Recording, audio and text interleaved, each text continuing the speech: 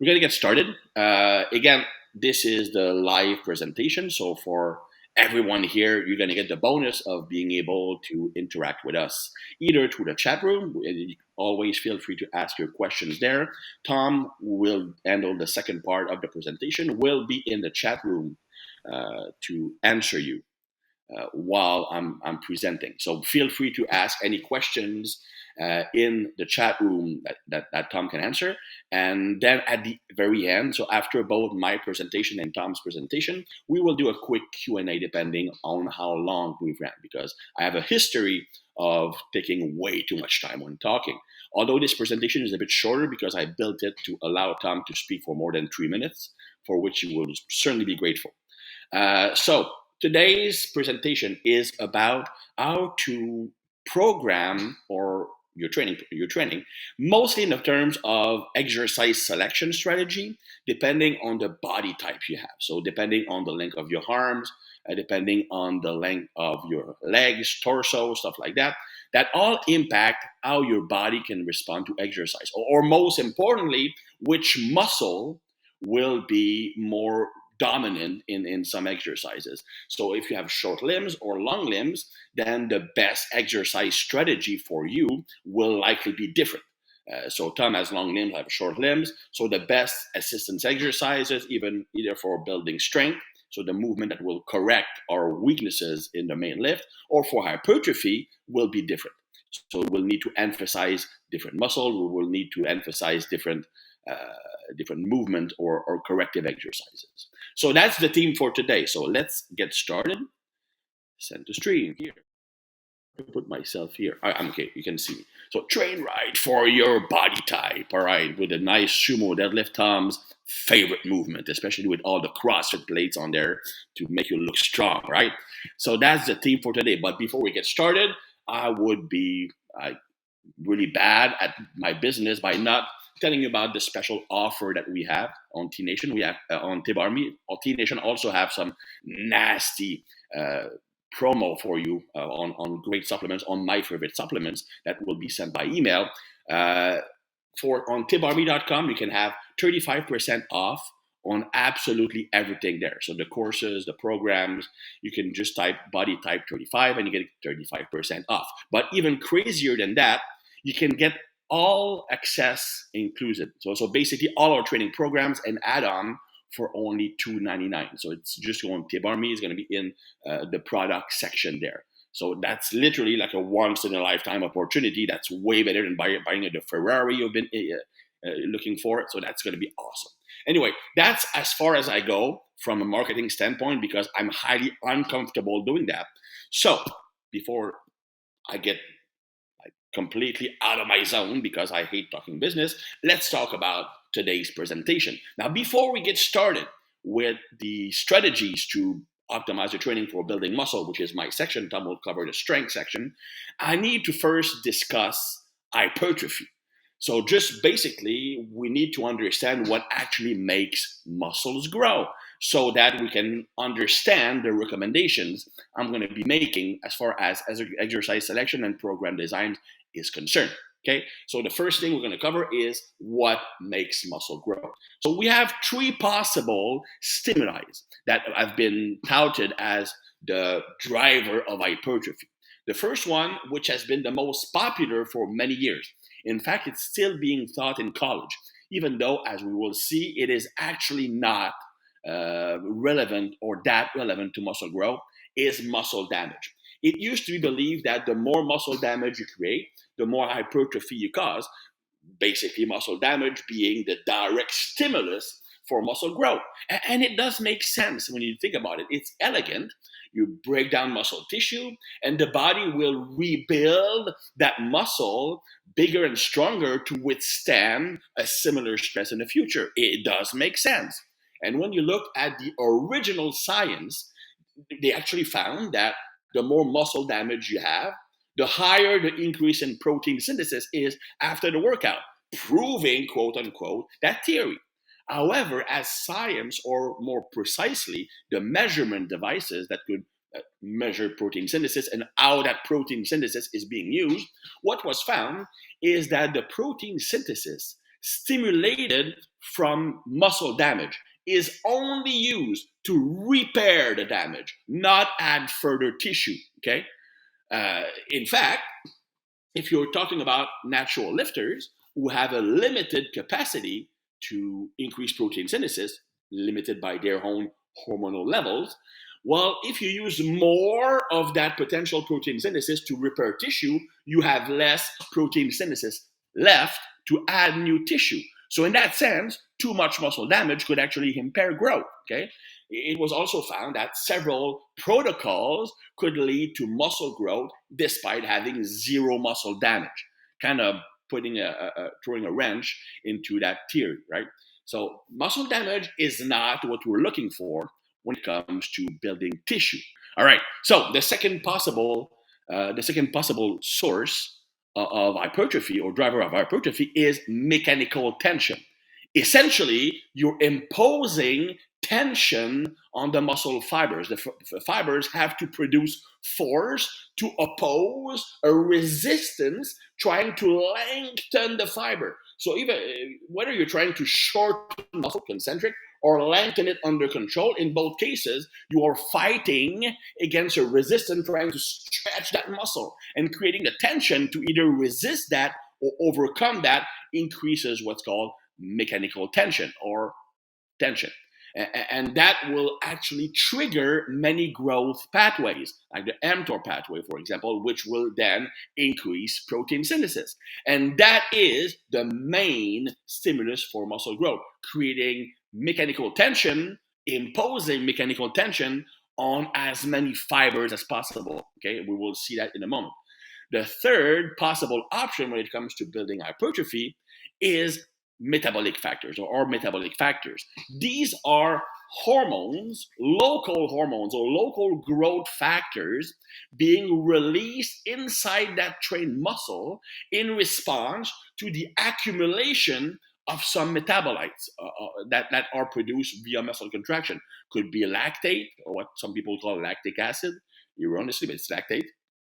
Could be calcium ions, could be other type of ions, could be hydrogen ions, could be other things. So basically you accumulate that, could be oxygen deprivation. So these stimuli will force the muscle to release growth factors, which in turn will activate the same growth pathways as mechanical tension, the mTOR pathway and the AKT pathway. Okay, so both can actually increase muscle growth. However, out of the two, the mechanical tension is the most important.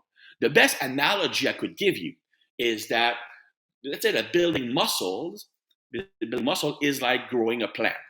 So when you're growing a plant, you need the sun, you need a fertile soil, and you need water. Okay, that's a requisite. If you don't have that, you will not make that plant grow. Now, these are your mechanical factors. Okay, they are required for growth. Then, if on top of that you add fertilizer to the mix, then growth will be even faster. But if you only put fertilizer with the plant, no soil, no water, no sun, there's no growth. So it's the same thing with growth factors. They will help, they will potentiate the growth stimulated by mechanical factors, but by themselves, they are not sufficient to trigger maximum hypertrophy. Okay? Now, every time you lift weights, you will have a little bit of both, but certain methods, certain loading scheme, certain intensity zone, certain ways of doing your reps will favor one a bit more than the other. Okay? Now, mechanical tension, the downside is that out of the both, so mechanical tension and metabolic factors, mechanical tension has the most potential to create muscle damage, which can, as we saw, if it's excessive, hurt your gains. So there's a limiting factor of how much muscle tension or the volume of high tension work you can perform in a workout, whereas metabolic factor can be done with more volume typically, because there is less danger of damage. So basically, what we're looking at is that we want as much mechanical tension per fiber. Then what we need is to basically recruit as many fibers as possible, especially the growth-prone fast-twitch fiber, and impose a high tension on these fibers. And then it's a matter of doing as many of those reps that recruit a high number of fibers and impose a high level of tension on those fibers, doing a lot of these repetitions to stimulate growth. Okay, that's called an effective rep. A rep where you have a high amount of fiber recruitment, especially the fast twitch fibers, as well as a high level of tension. Okay, and we'll get to the tension in a moment. You'll get maximum growth. These are the reps that stimulate maximum growth. Now, tension is actually dependent on the level of effort you have to produce in your rep. So we like to say that for a muscle or fiber to be under a high level of tension, the speed of movement must be fairly slow. Okay, the faster the movement is, the less intramuscular tension there is. That's why there's a difference between intramuscular tension and external force. For example, if you do explosive lifts, force will be very high. Force equals mass times acceleration. So if acceleration is very high, then force is very high. But that does not guarantee high level of tension. The faster the muscle contracts, the less the cross bridges between the actin and myosin that create that contraction stay connected for a long time. They connect, pull, and disconnect to allow for that free movement, that high acceleration movement, and the momentum to take place. Okay, so basically, if you go fast, even if you recruit the fast twitch fibers, that rep is not that great at stimulating growth. That's why plyometrics, jumping, are not great at building muscle. Now, that having been said, going slow on purpose is not any better, at least not on the concentric. Because if you go slow on purpose, you decrease force, you decrease fiber recruitment. So yes, you have more tension, but only on the slow twitch fibers, which don't have much growth potential. You must reach a point in your set that despite trying with all you've got to lift that weight with lots of power and strength, it still doesn't move fast just because of the load is either very heavy or because fatigue made that load feel heavy. Make sense? Okay. By the way, also another example of external force or movement force is not equivalent to intramuscular tension. You could be lifting very heavy weights without imposing maximum tension on the muscle, because you might be using more stretch reflex, you might be using leverage, you might be putting more strain on your tendons, you might be shifting the tension to many different muscles. So a single muscle will not have maximum tension. We'll get back to that when we talk about exercise selection. Okay. So just a recap. So what we need, high level of fiber recruitment and slow movement by reaching a point where the work that has to be done is very hard. So if you look at what it looks like from a set perspective, sorry, my face is in the way. I'm trying to put myself here. Right. So this is, let's say, a set of 12 reps, what it can look like. Okay. You look at the circles at the top, that's how effective a rep is for hypertrophy. So those reps in red are effective reps that will trigger growth, okay? Because they have both a high level of fiber recruitment and a lot of internal tension because of a slow speed of movement. Basically, what happens is as you get fatigue, speed slows down, effort level goes up, so you need to bring in more muscle fibers to compensate for the fatigue. So that's how a load that is fairly light can become quote unquote heavy at the end and effective. So you're set here, you look at the first 4 reps, the speed of movement is pretty fast because at that point there's no fatigue and the load is light. Fiber recruitment, because of that, is also very low, and as is muscle tension. As you get fatigue, you can see the speed decreases and fiber recruitment increases, making the reps more effective. So the last 5 reps of that set will stimulate growth effectively. Okay. There's another way of looking at it for if you're more, let's say, mathematically inclined. Okay, there's confusion here on the side anyway. You're going to have the PDF, which is better formatted anyway. So if you look at it from a percentage perspective, when the load on the bar represent 80% of your current capacity, you will be recruiting those fast twitch fibers that are the most growth prone. From that point on, you can start fatiguing those fast twitch fibers, and that's where the reps become effective. Okay, so If we look at a typical hypertrophy set of 6 to 12 reps, each rep will cause roughly a 3% decrease in strength. So each rep, you're 3% weaker because of a 3% increase in fatigue. So if we go on the bottom, you can see, for example, rep number 1, if you have 70% on the bar, will be 70% because you have no fatigue at that point. Rep number 2, you have 3% fatigue, so the rep now feels like 73%, even though it's 70 on the bar. Then by rep 3, it's 76. Then it's going to be 79, 82, and so on and so forth. Okay, so if you look at the set breakdown here, you're going to have, let's say, the last 5 reps, which are very effective because you have both maximum recruitment and a high level of fatigue up to those fibers. So that's 5 reps that are very effective. And the 2 reps before that will be mildly effective because, well, you're recruiting all the fibers, but it's not yet hard enough to make those sets effective. So the point here is that regardless of how many reps you do in a set, okay, if you go to the same level of effort, let's say going to failure or stopping 1 rep short of failure, whether you do 5 or 6 or 30 reps, you're going to have the same growth stimulation if you reach the same fatigue level, okay?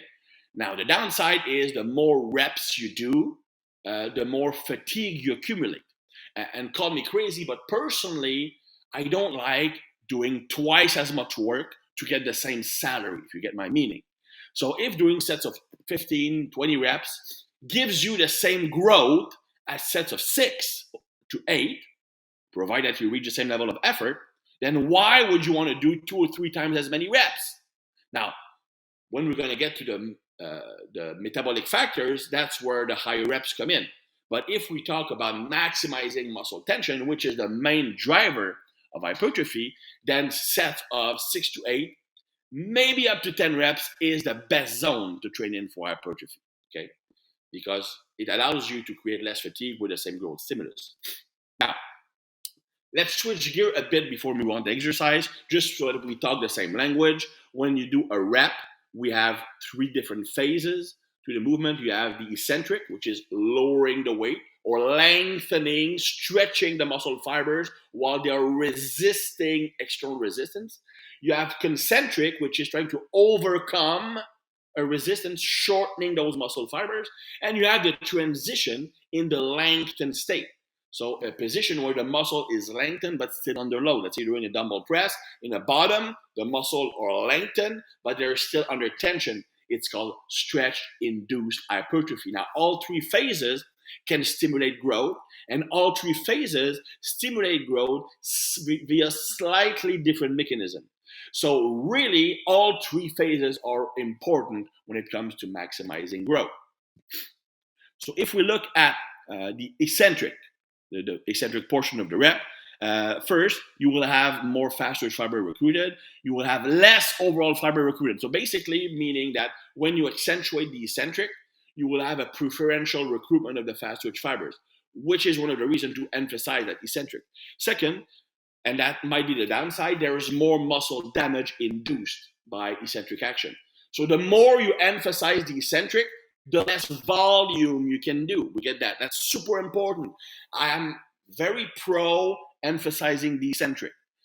If you understand that the more you emphasize the eccentric, the less volume you can do. So it's not something you can just add lightly to every single exercise, okay?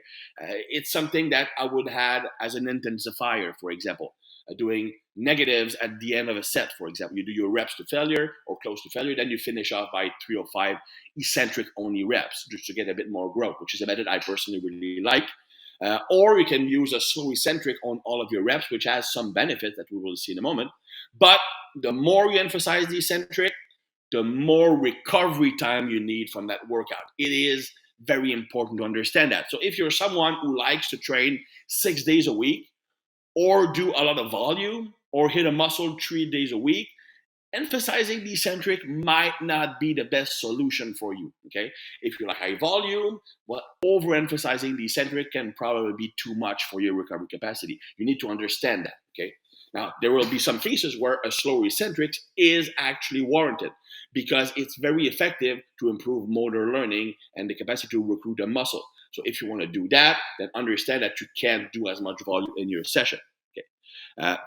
The fiber recruitment on the eccentric is not affected by speed.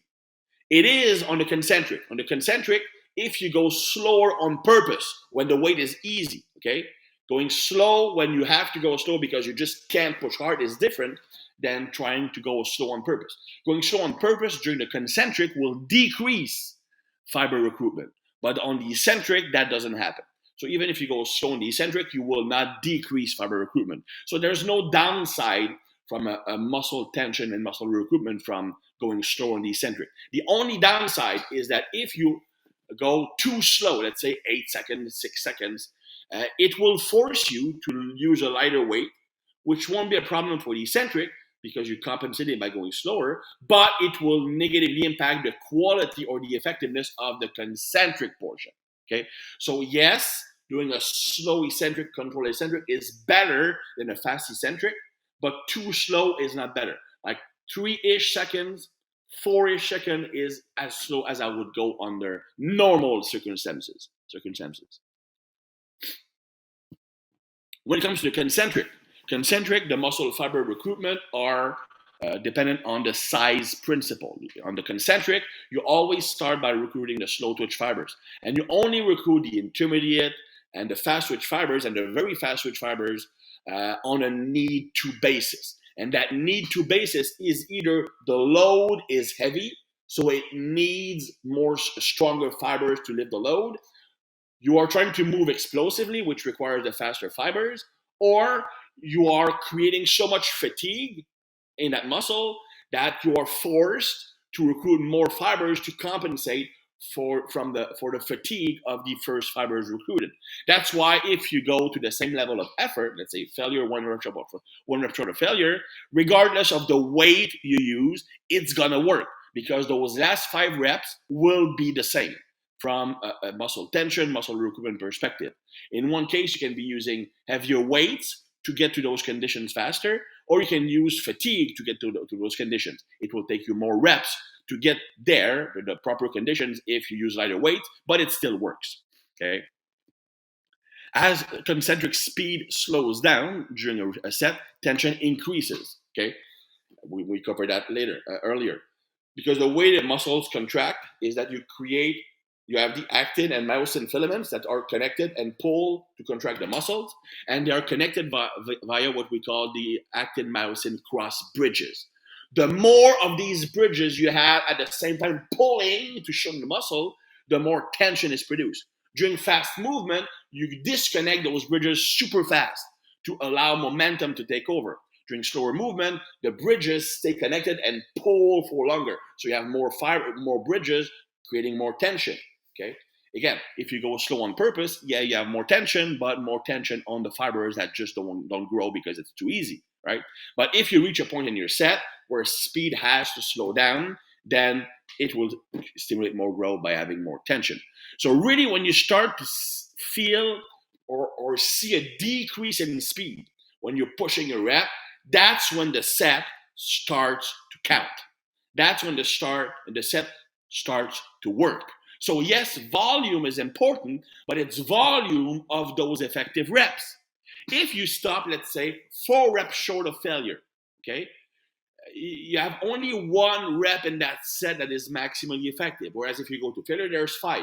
Now you don't need to go to failure. In some cases, that's actually bad. But let's say you stop one rep short. You have 4 reps that will be maximally effective. If you stop 4 reps short of failure, which oddly enough is actually where most people stop. Most people who think they have like 2 reps in reserve really have at least 4. Okay, so if you stop 4 reps short of failure, you now have 1 in your set. So you literally need 4 sets to get the same effect as 1 set. That is 1 rep short of failure. 4 more sets. So you need more volume that will use a lot more energy, create more cortisol, create more potential muscle damage, create more fatigue. That's not effective. Okay. Now, if you stop 1 rep short of failure, you're only losing 1 more rep. So that's very easy to compensate for. But if you stop 2, 3, 4 reps short of failure, then that matters a lot. By the way, on T Nation Plus, I do have an article on when you should and should not train to failure. Oddly enough, it's goal dependent. For strength, going to failure might actually be detrimental, or at least doesn't help.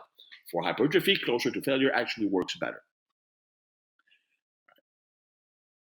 During the eccentric, the lengthening phase. So basically, when the muscle is under tension while it's lengthened. Now, understand that not all exercises have that happen.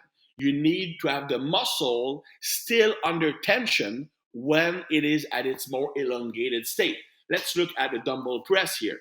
The pectoral muscles are lengthened while they're still under tension. So that would work as a stretch-induced hypertrophy exercise. But if we look at something like, let's say, a lateral raise or a barbell curl, there's no tension when the muscle is lengthened.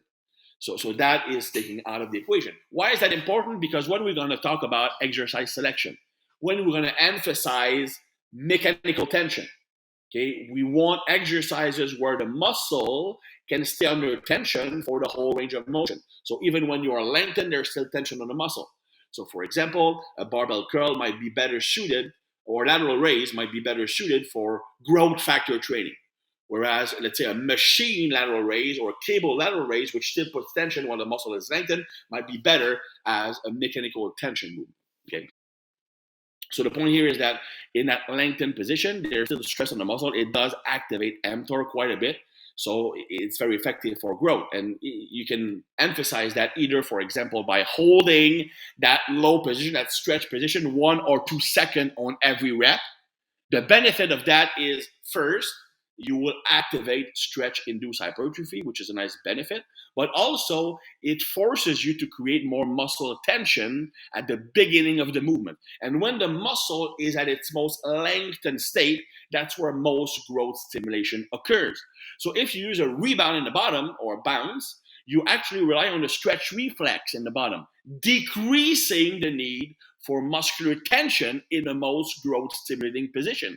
By starting from a dead start or a slight stretch position, brief pause, just enough to get the stretch reflex out, and not trying to speed the weight up, just gradually build up speed.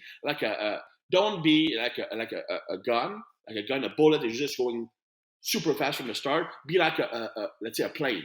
A plane, gradually pick up speed. Same thing when you're pressing, you gradually pick up speed. So in the bottom, you actually want to be more deliberate, not use the stretch reflex to maximize muscle tension in the most growth-prone position. Okay. Now, if you're an athlete, maybe you want to use a stretch reflex, but for hypertrophy, then it's probably better to have a slight pause when that muscle is under tension in a lengthened state.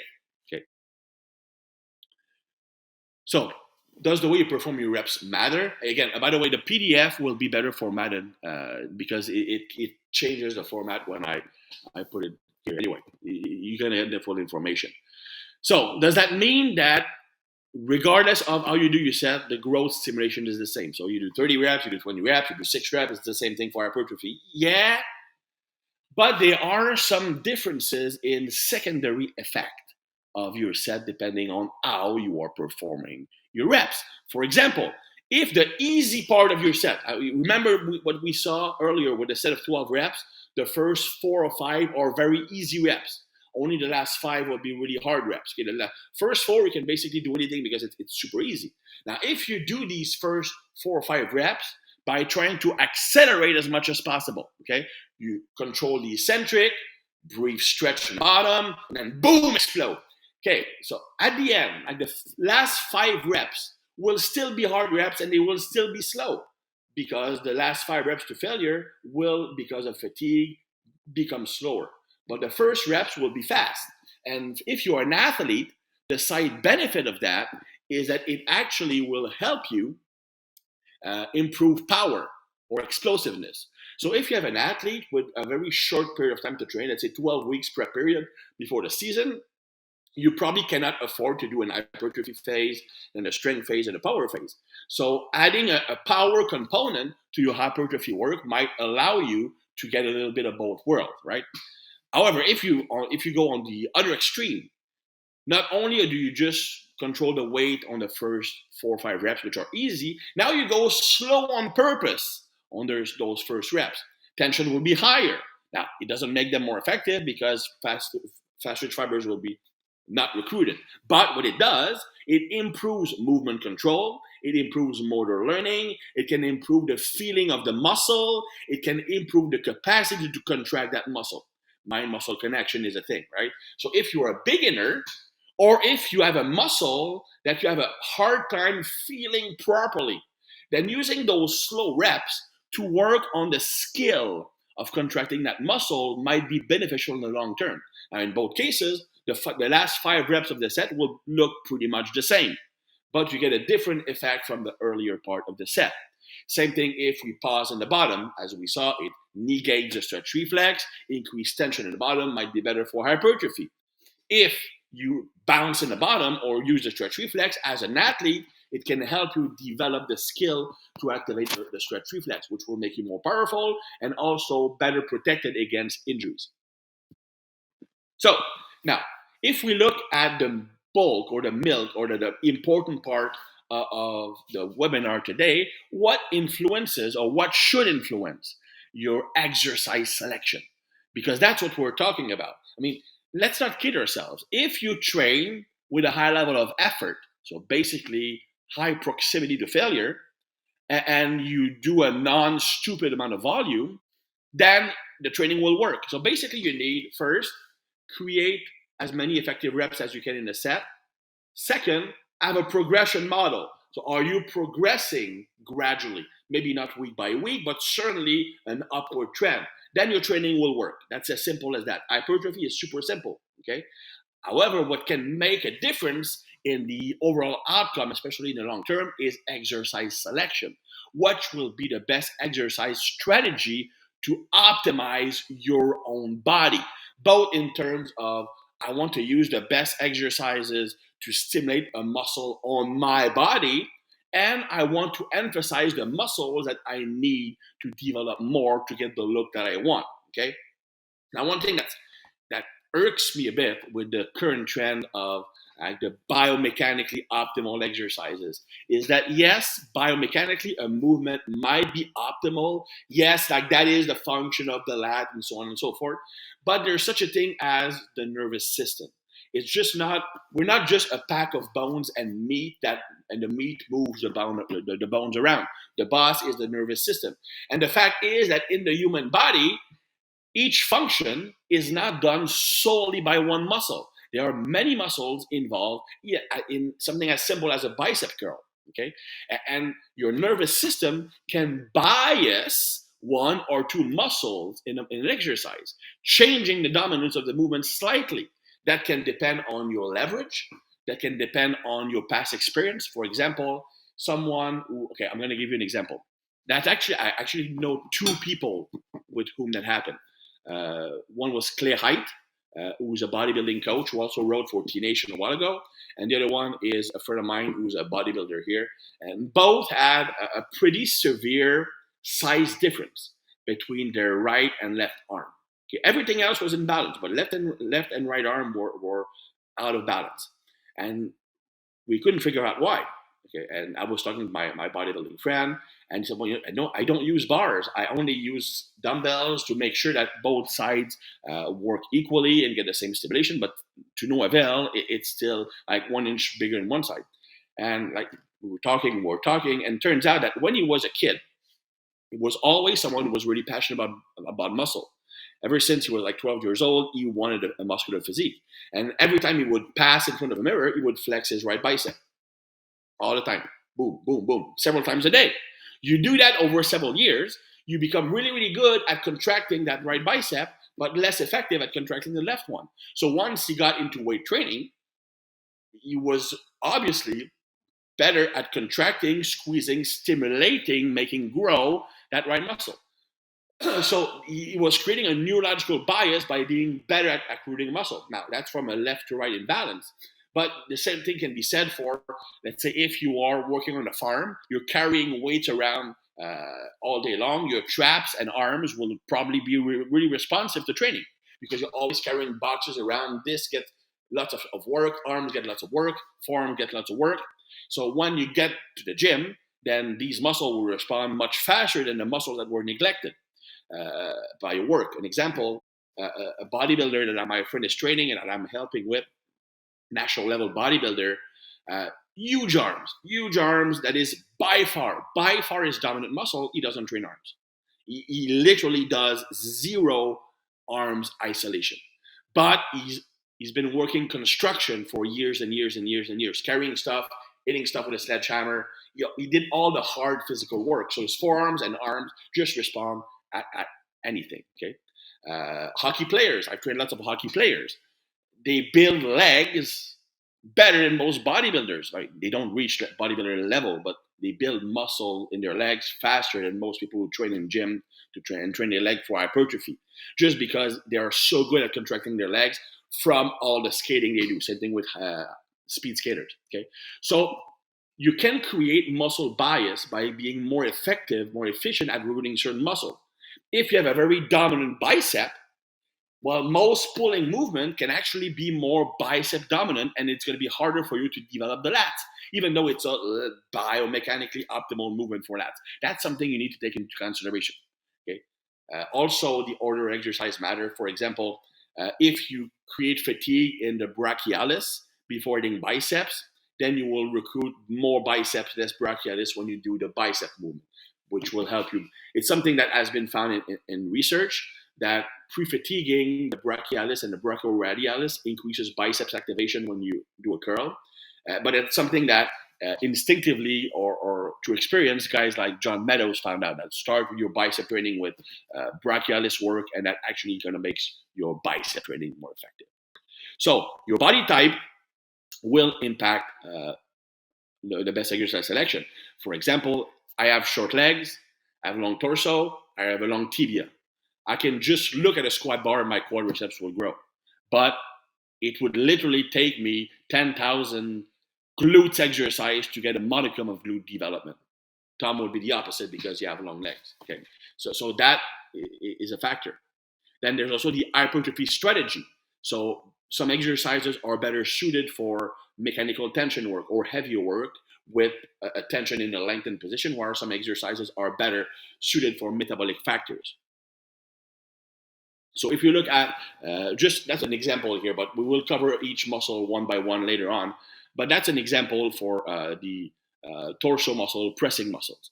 If you look at someone with short limbs, long limb and short torso, okay, so the opposite of my body type, then the central muscle, the pectorals, and in the back, the lats, will be easier to develop than the peripheral muscles. So as far as pressing muscles are concerned, if you have long arms, then pectorals would be easier to develop, delts would be in the middle, and triceps will be the hardest muscle to develop because you have a mechanical advantage on the chest, which will be lengthened a lot more during movement. So that would mean you'll need a lot less work or direct work for pectoral, but you would need more isolated targeted work for triceps. If you have short limbs, it's the opposite. Triceps will be super easy to develop, pectorals will be the hardest, and delts are in the middle ground. So that's just an example of how body type affect muscle recruitment during exercises. And when you look at the training strategy, if you want to emphasize, okay, every time you lift weights, you will have both. Okay? You will have mechanical factors and you will have metabolic factors. But you can emphasize one more than the other. So if you want to maximize mechanical tension, you want to lengthen, stretch, then contract a muscle while creating a high level of tension. That means that all three phases, lengthening, stretch, contraction, should be done under a high level of tension. So that means exercise where you can use more weight, exercise where you can maintain tension over the full range of motion even in a lengthened state. It would require a decent amount of load. 6 to 10 reps is what I shoot for. And then heavier load, 6 to 10. If you look at metabolic factors, then we want exercises that will create a large production of lactate. These are better done with more targeted movements, exercises where you're going to do more reps, a time under tension of 40 to 60 seconds. This is really the gravy. Okay, it's, in my opinion, it's best done for muscles that you have a harder time to develop, because it will also improve the mind-muscle connection by what's called enhanced feedback. Those accumulation of metabolite, hydrogen ions, lactate, makes that muscle burn so you can feed it more. So over time, it develops a better kinesthetic sense of that muscle. You become better at recruiting. So proportion, I'm going to skim through that because you in the email, you do have the file explaining how to measure your proportion. So you have that document here, and you will have the PDF of that presentation, which also include them. So that I won't just read numbers to you; it will be like super boring.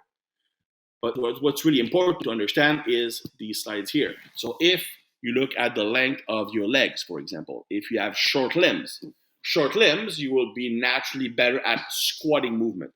And you will want, subconsciously or neurologically, to overuse or rely or bias the quadriceps over other lower body muscles. So the quads will be very easy to develop. Hamstrings will be a bit harder. Glutes will be super hard. So if you have short limbs, uh, especially if you have short limbs and long tibia, then quads are easy to work or develop. Calves are easy to develop. Hamstrings will be middle ground, and glutes are really hard. So right from the start, you understand that, you know what? Maybe I should invest more energy in the muscles and have a harder time developing. See what I mean? If you look at someone with long limbs, it's the opposite. They will be better hingers, so better at the deadlift and similar movement. They will have more facility developing the glutes, the hamstrings, much harder time quads and calves. Okay. Obviously, there will always be some differences because you can have like leverages that will facilitate, for example, the development of the glutes. But if you've done tons and tons and tons of quads dominant work in your life, then you might create a better neurological connection with those quads. A best example for that would be Arnold Schwarzenegger. Arnold had long limbs.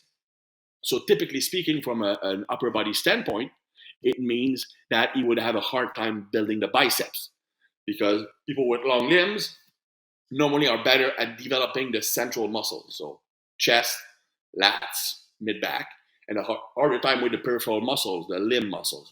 But Arnold did so much curling when as soon as he started out. Like literally, the curl was his number one movement, and he did. If you watch his documentary, he did something like what 30 sets of biceps as soon as he was like 14 years old, something like that. So that's just lots of practice, lots of practice. So he was able to overcome his genetic predisposition by improving neurological connection with the muscle. But generally speaking, those ratio are a very good starting point when it comes to selecting exercise strategy. Now, the first principle I want you to remember is that to understand why certain leverages will emphasize some muscle more than others is that the muscle being stretched the most is the muscle being stimulated the most. Okay, if you look at two types of squat here, you have the low bar squat or squat done by someone with long limbs and a short torso. That's what the squat will look like. So torso is more bent over forward. Hips have moved backward a bit more. Knees have not moved forward as much. If you look at someone with short limbs, then the squat will look like the second picture. More upright posture, the hips have not moved back as much, the quadriceps or the knee as much forward more. So the quads is stretched more on the right, the glutes are stretched more on the left.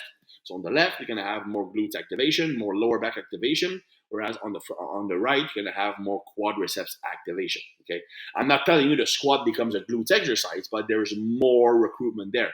Whereas someone with short limbs, there's very little going on with the glutes. Okay, that would be how we explain that different leverages will have facilitation or a harder time developing certain muscles. And that's when we talk about the training money principles. Very important principle that I abide to. So as soon as someone gets past the beginner stage, because with beginners you probably don't have to build an exercise strategy built on their body type, just get them better at lifting overall on the big basics and stuff like that. Learn to move, learn to contract muscles, learn to progress. But as soon as you reach that stage that you're no longer a beginner, then some weaknesses will appear, and that's when body type and muscle development can come into play when we're talking about selecting exercises. And I strongly believe in the principle of training money. What I mean by that is that because you have a limited capacity to recover and positively adapt from training stress, there's a limited amount of volume you can do in your week. Okay, and it's up to you to decide where you will invest that volume. Essentially, the volume is money, and you have money, and you can decide to invest it in several different stocks. Okay, and you want basically, when it comes to trading, to invest more money where the return is going to be better, or more importantly, where you actually need more money to get the job done.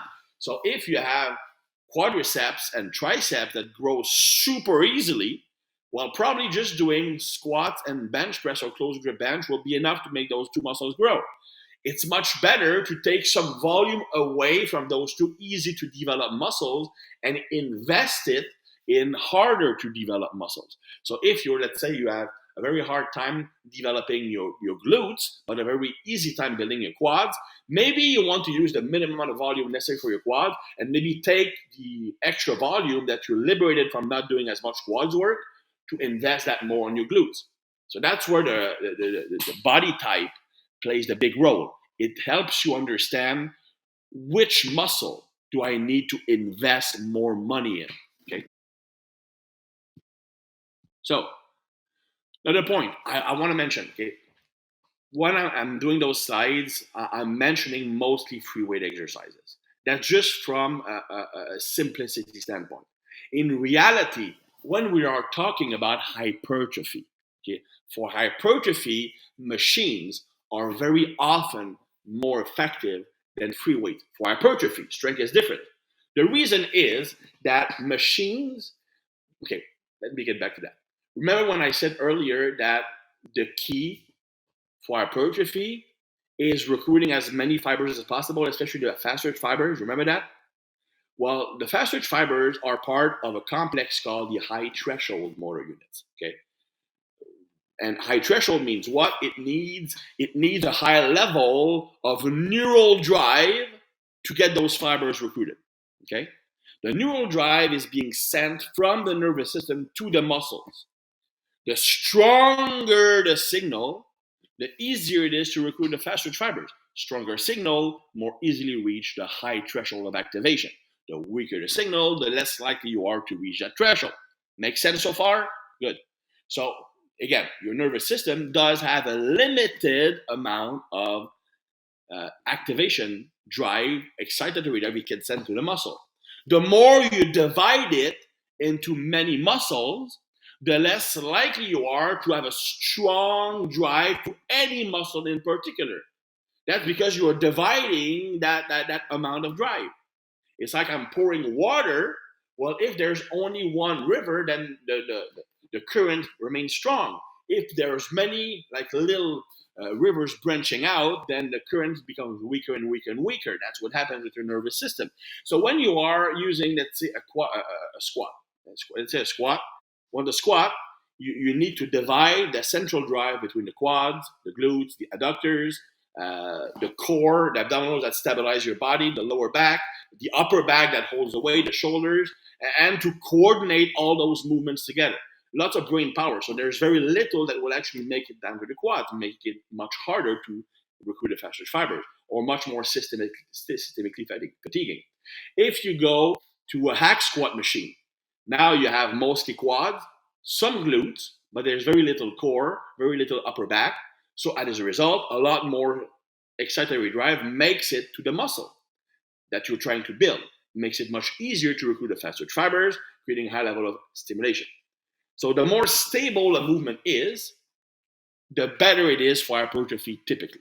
Okay. So although I'm mentioning mostly free weight so that you understand, because I don't want to list every single machine, okay, you can substitute the free weight exercise I'm going to be mentioning for their machine equivalent. Okay. Now, when do you use machine? When do you use free weights?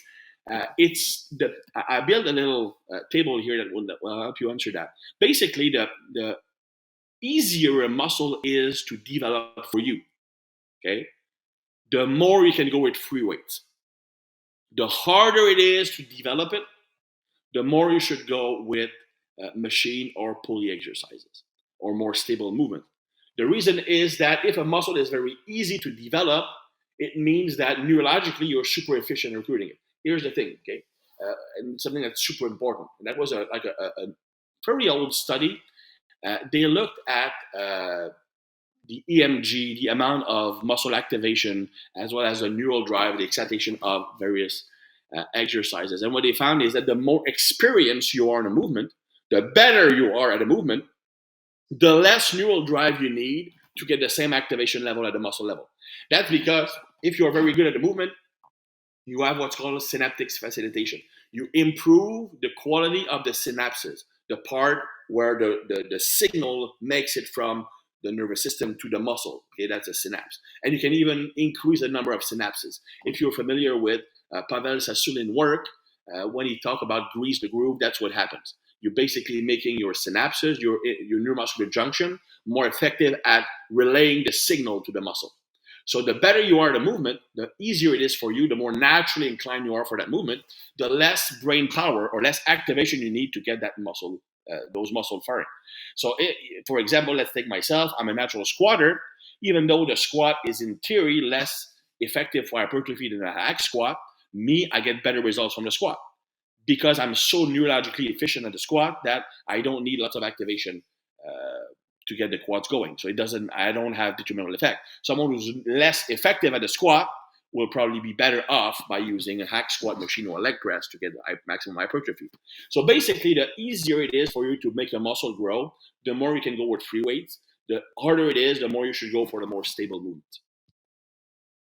So let's briefly look at the best strategies for each muscle. Let's say a chest. So chest, if you have long limbs, the best chest movements would be mechanical factor, would be bench press, dips, incline bench, decline bench. Metabolic factor would be, of course, your more isolated targeted movement. Now, what's important here is that if you have long limbs, then you need less metabolic factor exercises. Because it's easy for you to develop the chest. If you have long limbs, chest and back are normally very easy to develop. So you don't need very much or any metabolic factor movement. You can stick to the big basics and your chest will grow just fine. Dips, incline press would be a very nice strategy for long limb lifters. Again, the chest being easy to develop for these guys, you should invest volume elsewhere.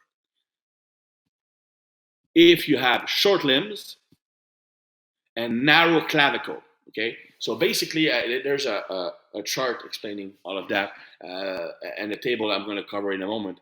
But short limbs, narrow clavicle. So if you're me, that would be me. I have short arms, and my shoulders are naturally narrow. So that's why I always needed more delt work to look like something. Otherwise, I look like a traffic cone, even when I'm in good shape. Okay. So if you have long limbs and narrow clavicle, your dominant muscle in pressing movement will be the triceps. The chest will be much harder to develop because you will tend to want to over-rely on the triceps. So when it comes to the mechanical factor movement, ideally you want to use variation that will decrease triceps work. So for example, a wider grip bench press will decrease the triceps. Power flies, which is a mix between dumbbell press and dumbbell flies, dumbbell fly press, movement like that, that decreases the reliance on triceps would be your better option. But more importantly, you will need more metabolic factor exercises, pec deck, cable flies, squeeze press, stuff like that. Personally, I never was able to develop any form of pectoral muscle until I did mostly isolated or targeted work for my chest. Even when I was bench pressing 445, I didn't have much pectoral development. It was all triceps and some shoulders. So really, it's only a matter it's only when I started doing more targeted work that my chest grew, and eventually it actually overpowered my shoulders and overpowered my triceps. If you have short limbs and wide clavicle, okay, so that would be Ed Cohn, for example, if you know the power lifter. So basically, no, yeah, he had long arms, sorry, but someone let's say short arms and wide clavicle, which is a rare body type, but it happens. If you have a wide clavicle and short arms, automatically it makes the deltoid the more dominant movement in your pressing exercises. So now we can try to decrease tricep activation, but it's really the shoulders that will tend to take over. So we like decline presses, we like power decline flies, we like decline flies, we might like dips. So movement where the shoulders is not the dominant muscle, we can more easily focus on those pecs. It could be like a downward cable press, for example. Now, if you have short limbs, you still need more metabolic factor exercise, more targeted exercises. Again, cable crossover, decline cable flies. Notice that contrary to the narrow clavicle guy, here I'm emphasizing more the decline action, again, to reduce deltoid activation. So short limbs, narrow clavicle, triceps are dominant. Long limbs, pectorals are dominant. Short limbs, wide clavicle, delt will be dominant. The best arm building strategy for your body type. Okay, so that's the table I'm going to try to get out of the way.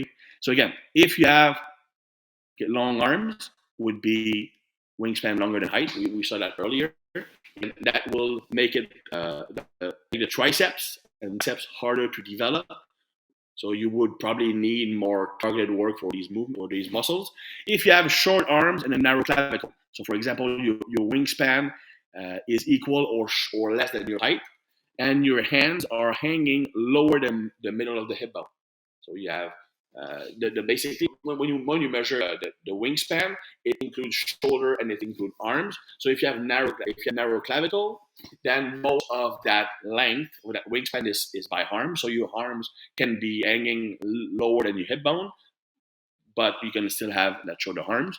Then again, the triceps will be the dominant muscles. So you don't need as much tricep movement, maybe even not much bicep exercise. So of all the types, the body types, that type, so short arms, narrow clavicle is likely the one who requires the least amount of direct arm work. And those who do emphasize arm work with that body type typically end up being freak, like Lee Priest, for example, or freak arms. If you have short arms and wide clavicle, then it's kind of a middle ground approach. You don't need as much isolated work as the long arms, but you need a bit more than the short arm and narrow clavicle. So short arm, narrow clavicle, you might not need any direct work at all for your arms, whereas short arm, wide clavicle, you probably need a small amount to get maximum development. So if you look at long limb lifters, the barbell curl, again, a caveat, I would use mostly a cable curl for mechanical factor because there's more tension in the lengthened position compared to regular barbell curl. Incline dumbbell curl would be the best option, which ironically was, or coincidentally, was Arnold's favorite bicep exercise, which would make sense because for his body type, that's the exercise that's going to work the best. Metabolic factors, single arm preacher curl, cable curl, hammer curl, stuff like that. So long arm lifters are those who need the most metabolic factor exercises or the more arm volume altogether. For triceps, long limb lifters, again, you would use mostly compound movement like a jam press, like a nose breaker going heavy, but you would need a lot of metabolic factor work, more isolated work, because for them, the triceps is the hardest muscle in the upper body to develop. If you have short limbs, the best bicep movement can actually be compound movement, like supinated curl, neutral grip pull-ups, barbell curls. Now, in short limb lifters, the bicep activation on vertical pull is actually as high, if not higher, than curls. So someone with short arms, a narrow grip chin-up will be one of the best bicep exercise you can do. If you have short limbs, then mechanical factors exercise is probably all you need to build decent arms. Metabolic factors would be the icing on the cake and not 100% necessary. Short limb lifters, triceps, again, mostly big compound movement, don't need much metabolic factors because, again, it will be the dominant muscle in most pressing movement. Best exercise for the back. Now, I don't, you have the list of exercises. I won't read all of that to you. The one distinction I want to make is that the biggest difference in upper back work between short and long limbs people would be the ratio of vertical to horizontal pull. So if you're a long limb lifters, the lats are fairly easy to develop. The mid back would be second, the rear delt traps would be the hardest. So when it comes to your main movement, two horizontal and one vertical pull would be enough as your core movement. And when it comes to more targeted work, I would emphasize the trap and the mid back because these are harder to develop. They would not need isolated work for the lats because this muscle responds very easily to just regular pulling movement. Even horizontal pull will actually develop the lats in long limb lifters. If you are short limbs, it will become opposite. So in the big movement or the mechanical stress factor movement, you will have one horizontal and two vertical pull instead of 2 to 1. As far as the more isolated or metabolic factor work, then we would use more lats work, like straight arm pull down, like pullover machine, kayak row, single arm straight arm pull down. That would be your main focus because traps are going to be developed just by doing horizontal rows. In fact, for someone with short arms, then the seated row to the chest is the best traps exercise, believe it or not. Or if they want to do traps, it's going to be leaning forward. But really, they don't need much trap exercise, not as much as the long limb lifters. Now, if we talk about best lower body exercise or strategy, and Tom's going to cover that also a lot because when he talk about squatting and deadlifting, that comes in handy. If you look at the different long limbs when it comes to squatting, okay, long limb people are natural hingers, so they will tend to turn a squat into a squatty hinge. So they have more hip hinge, more bend forward on their squat pattern, meaning that they will overuse their glutes, lower back, and less quads, which is the opposite for the short limbs, for whom any form of squat, regardless of torso angle, back squat, front squat, zercher squat, it's going to be quads. Okay. If you look at the hinge, like a deadlift, Romanian deadlift, if you have long limbs, then it's super easy to develop the posterior chain, so they don't need as much work. For them, any form of deadlift or will work just fine. If you have short limbs, then you will tend to use the hamstrings a lot more than glutes on most hinge movement. In fact, you will first want to use your quads, and that's why if you do a Romanian, it might be better to use them with a slightly stiffer leg. So not fully extended, but not the same knee bend as you would. And you really need to push those hips back because to try to get those glutes. But typically speaking, for short limb individuals, during hip hinge movement, the hamstrings will be the dominant muscle, much harder to get the glutes involved. Whereas if you have long limbs, the glutes are going to dominate over the hamstring during hinge movement. If you look at the hip thrust or hip thrust type movement, it's very easy to develop the glutes for long limb lifters, so they might not need it. For short limb lifters, what I find is that something like a hip thrust, it doesn't work for them. It just becomes a quad exercise. Regardless of how well you think you're doing it, it will often turns into more of a quad movement. So it's really a matter of using glute biased exercises like hip adduction, kickback, stuff like that, like or reverse hyper. That really forces you to use those glutes. Even back extension would be better than the typical hip thrust. As far as single limb movement, people with long limbs will tend to overuse the posterior chain. So if they want to develop the quads, they want to use a version that forces them to have more quadricep stretch. So a lunge instead of a split squat. You know, the difference is a split squat, you go straight up and down. So the knee doesn't move that much forward. Whereas in the lunge, you're actually going down but forward, trying to bring that knee as far forward as possible. The long limb lifter should do lunges rather than split squats. I'm not walking lunges, just regular lunges, but trying to bring the knee forward. If needed, elevate the front foot, the heel of the front foot to allow you to get that deep position because they might not have the ankle mobility to get that knee forward enough. Whereas with short limbed individuals, the most movement becomes a quad dominant movement. So they probably need to emphasize the glutes a bit more, which would mean doing their single leg work more as a split squat than a lunge and trying to actually bring their hips backward like semi good morning as they're going down in their split squat to try to get the hips back and stretch the hamstring. So these would be my recommendation for lower body. So here you have some exercises recommendation that Tom will cover more in the strength portion. So before I hand up the mic to Tom, hopefully it's going to work because we've been having problem making the whole thing work. That's the first time we have like a dual presentation. Just to remind you that we do have 35% off on everything on Thibaudeau website.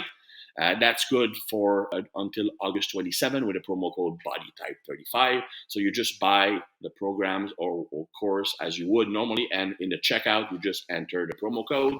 And there's also the ridiculously in fact, it's a personal story.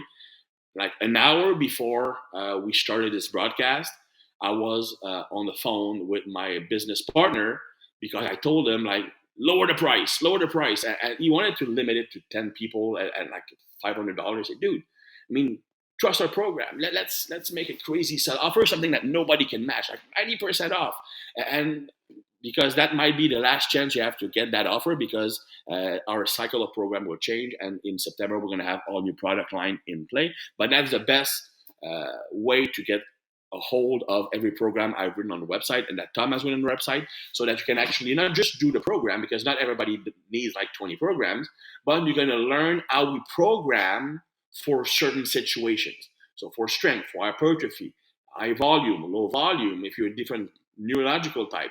So you can see how we program based on all those situations, which is basically you're going to get a $2,000 value. So that's my crazy offer for you guys. Now I'm going to try to shift things over to Tom. Hopefully I need to stay here. Tom. Are we in? Yeah, cool. All right, so can we get the slides up? All right, here we go.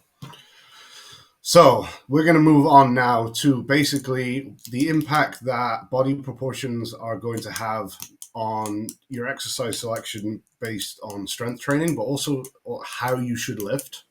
So Chris, if you can just go to the next slide for me, please.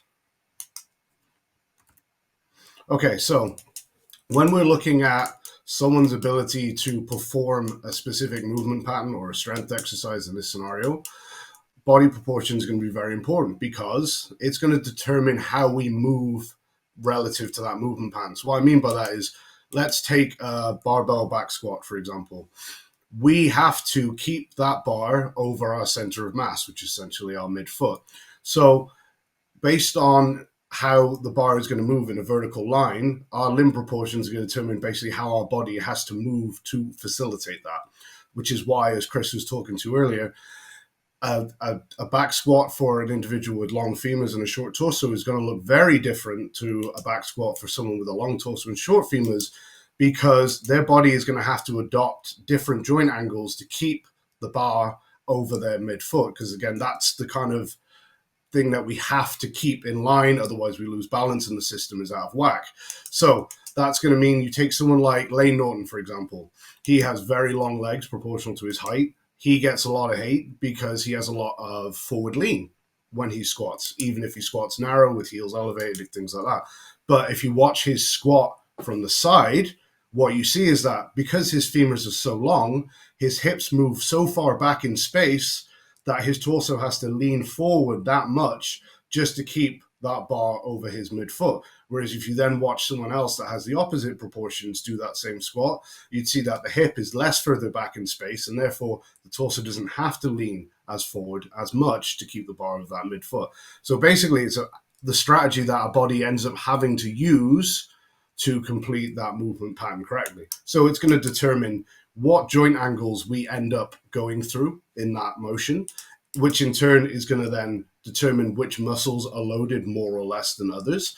And it's also going to determine how much mobility that we need in certain joints then to achieve the position that we want. So again, take example, a long-legged lifter, they're going to go through a much greater range of motion on a back squat than a short-legged lifter. So their mobility demands to achieve the same exercise are going to be much higher.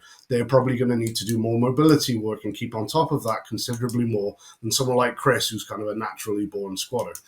And it's also going to determine then what effect that exercise has. So if the muscle recruitment pattern is different, the end result is going to be different. Again, like we kind of alluded to earlier, Chris could back squat and grow his legs just fine, especially his quads. You take someone built like myself and have them back squat, they're primarily going to get a lot of glute growth out of it, some lower back, but not a lot of quad, just because the joint angles are going to mean that their muscle recruitment is different. So Chris, if you can skip ahead for me, please. Okay. So not only do we need to take that into account now when we're looking at what exercises are best suited to our body type in terms of what can we load up consistently in terms of a movement, but also not beat our bodies into the ground. At the end of the day, the exercises that you're probably going to get strongest on are the ones that you can do consistently with the least mileage or wear and tear, for want of a better word. It's also going to mean that we can't expect everyone's movements to look the same. So we can't really put any optimal technique out there and apply it to everyone. There's a couple of kind of universal truths, if you like, things like the bar having to stay over the midfoot on a squat, a vertical bar path on the squat and the deadlift, for example. But outside of that, there aren't a lot of kind of blanket statements we can make about how a person should squat, deadlift, or row, whatever it might be, because it's going to be very dependent on not only their proportions, but their joint morphology. So essentially also how their joints are arranged. So the biggest one, or the easiest example here, would be like hip structure.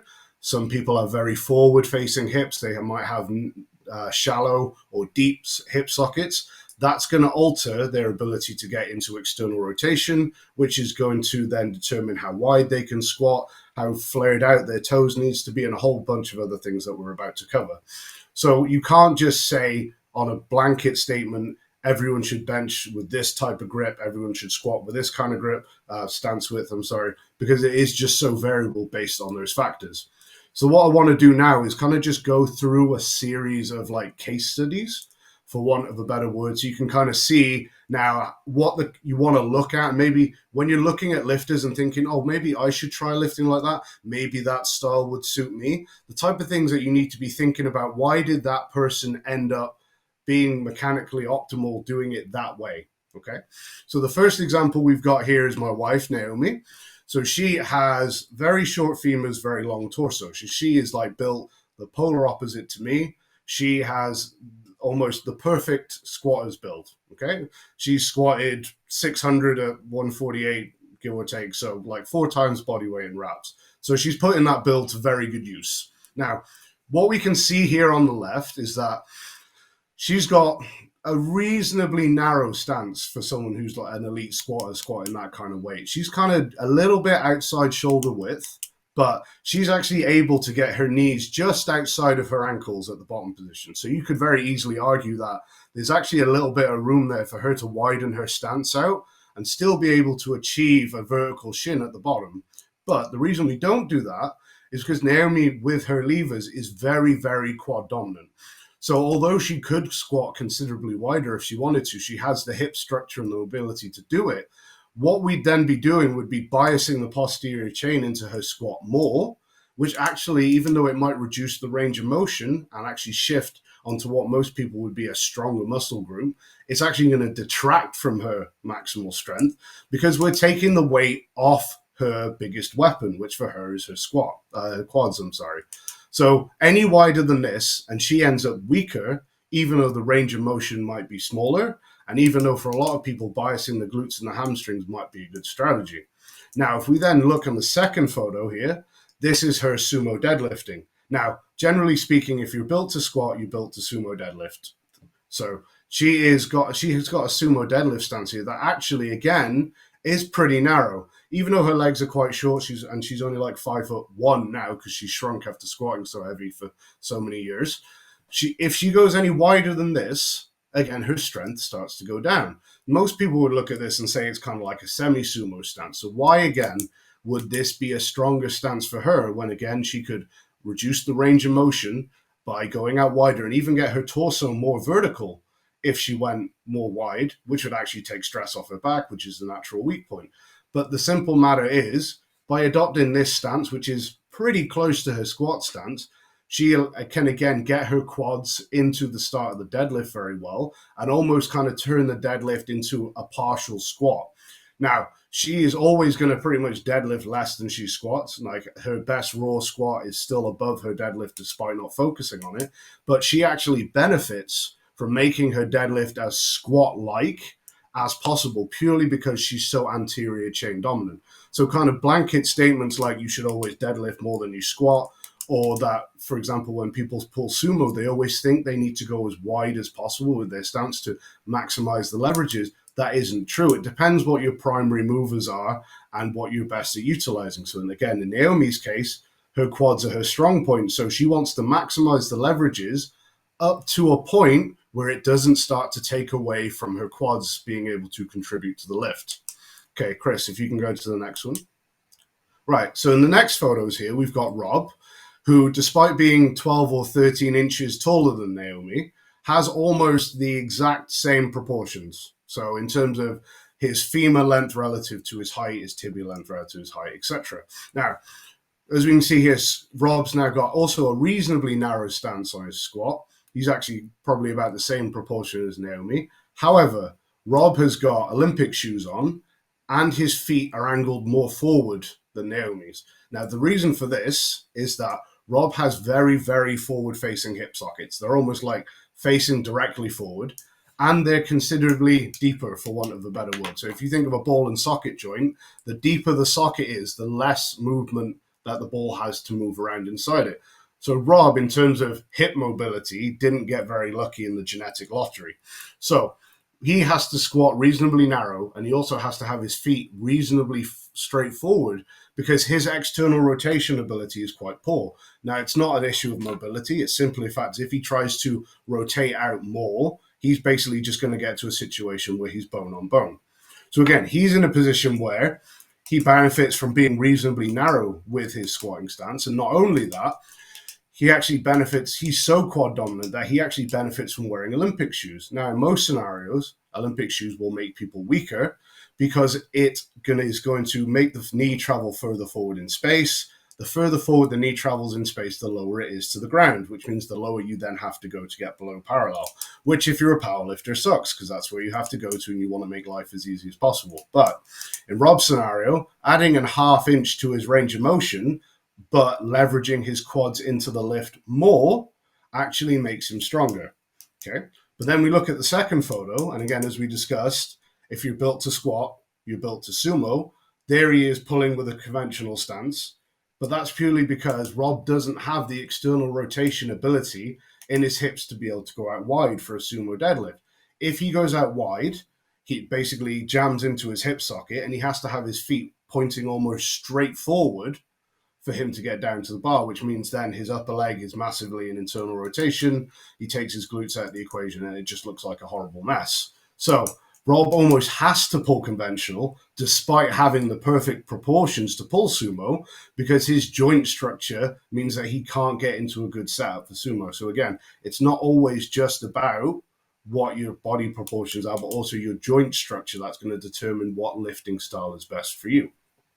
Okay, next up, please, Chris. Okay, so now moving on to bench, just a quick comparison here. So we've got two different lifters here. We've got Mike and we've got Jet. Mike has very proportionally short arms. He also has a really big rib cage, which gets important when you're on about benching because it determines where the bar is going to touch.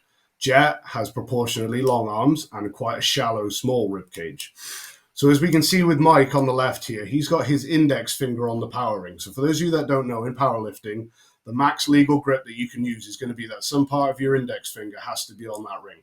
So Mike is quite well inside that. But the reason for that is, A, he's a short-armed lifter. So as Christian was talking about earlier, he's going to be very tricep dominant and his pecs are going to be weak. So going out into a wider grip and leveraging the pecs into the motion is not necessarily going to benefit him, even if it shortens the range of motion.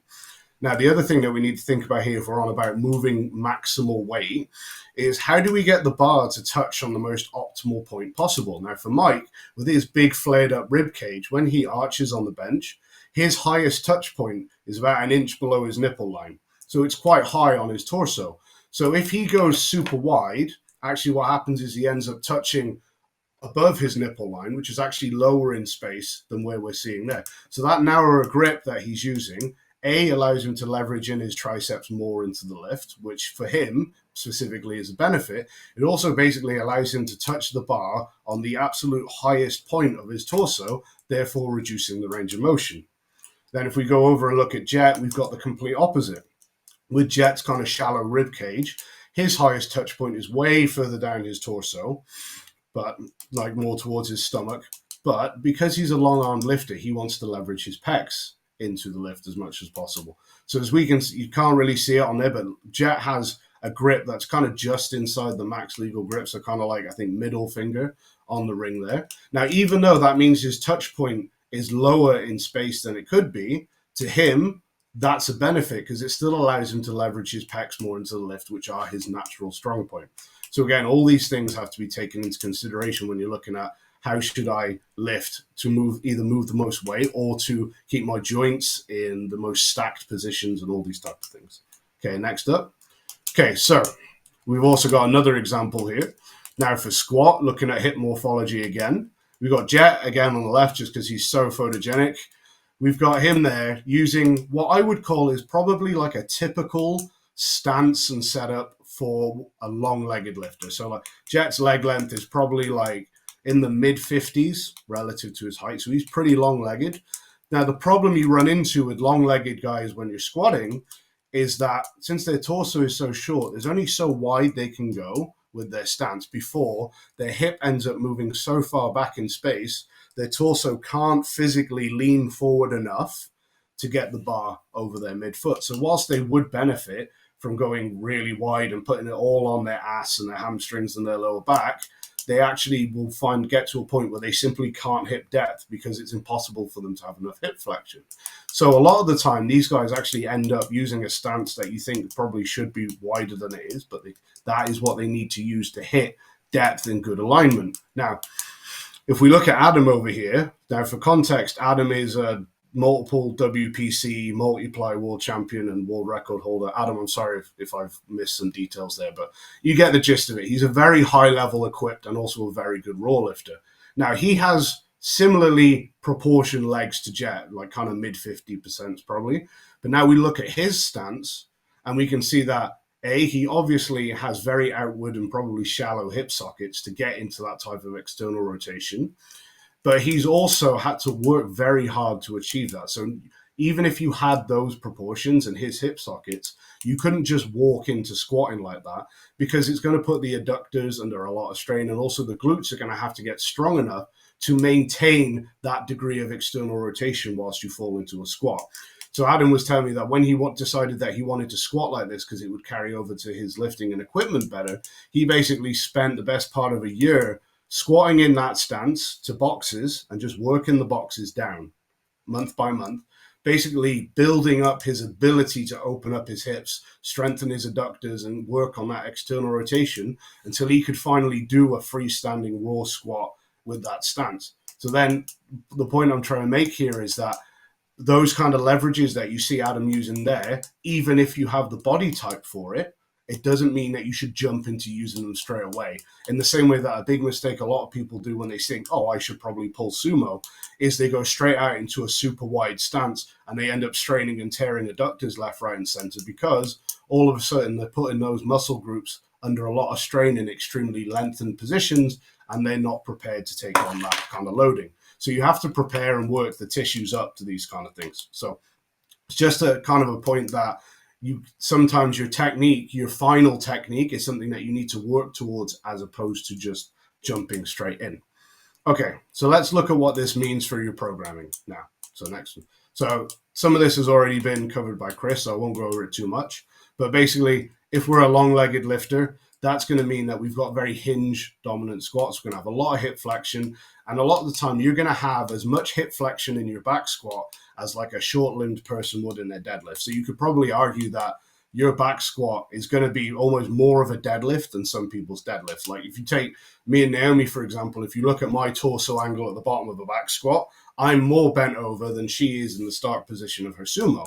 So I'm using more posterior chain in my squat than she is in her deadlift. Now, that's going to mean that obviously you're going to get a lot of posterior chain recruitment when you squat. It's also going to mean that you probably leave your quads unstimulated. However, it's not all bad news because the fact that you have such a short torso is probably going to mean that you never, ever are going to worry about your core strength as such.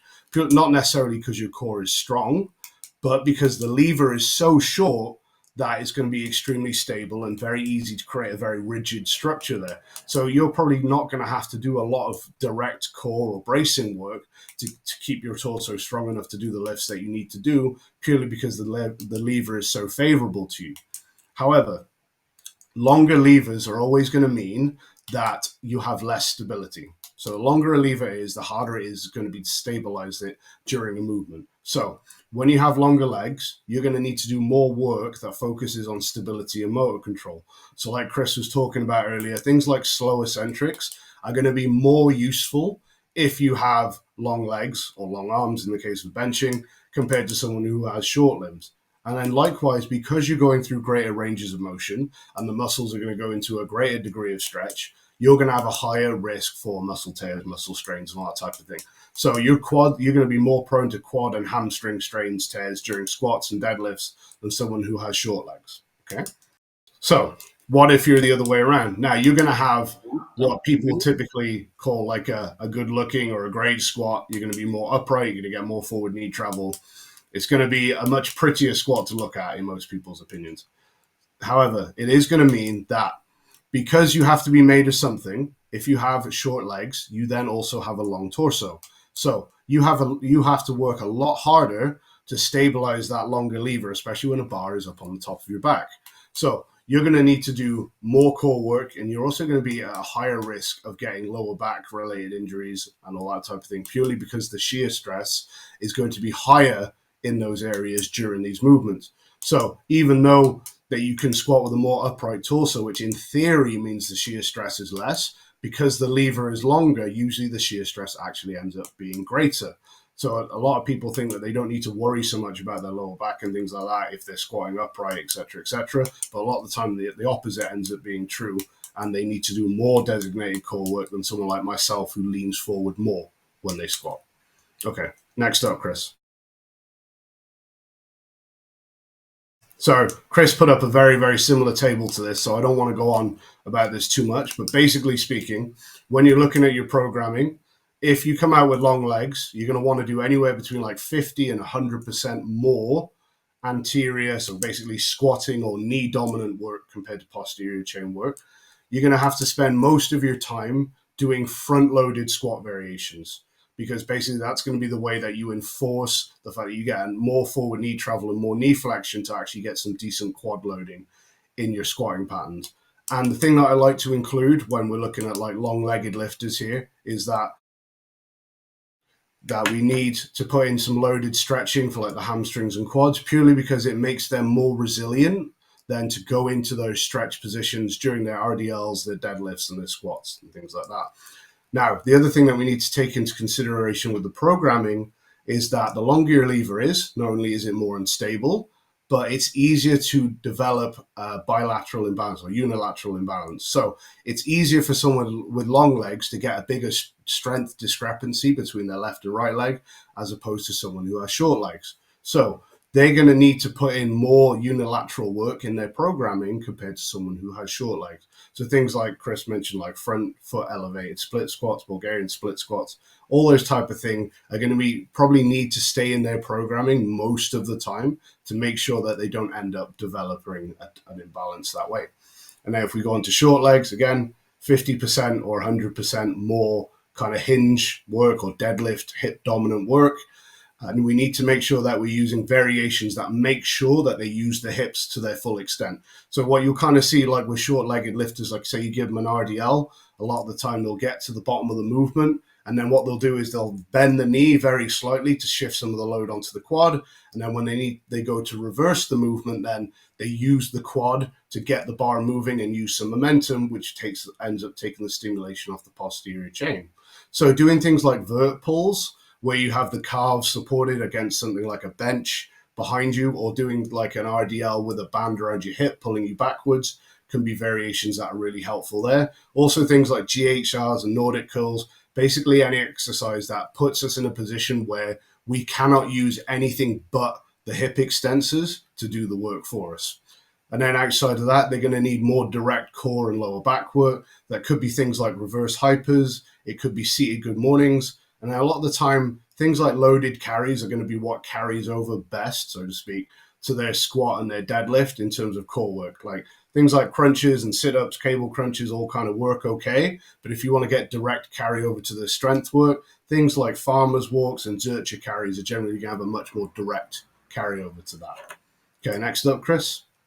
Okay, so looking at long arms now and what that means for your programming. So anyone who doesn't know who that is on the right, that is Lamar Gant. He was the first person to deadlift 5 times body weight. Incredibly impressive lifter. However, the one argument you could make is that deadlift tends to come naturally to you when you can scratch your kneecaps standing up. So as we can see there, he's locked out at the top of his deadlift and his hands are basically level with his kneecaps. Okay, he's got an extremely long wingspan and yet still managed to be a very, very good bencher, in fairness to him.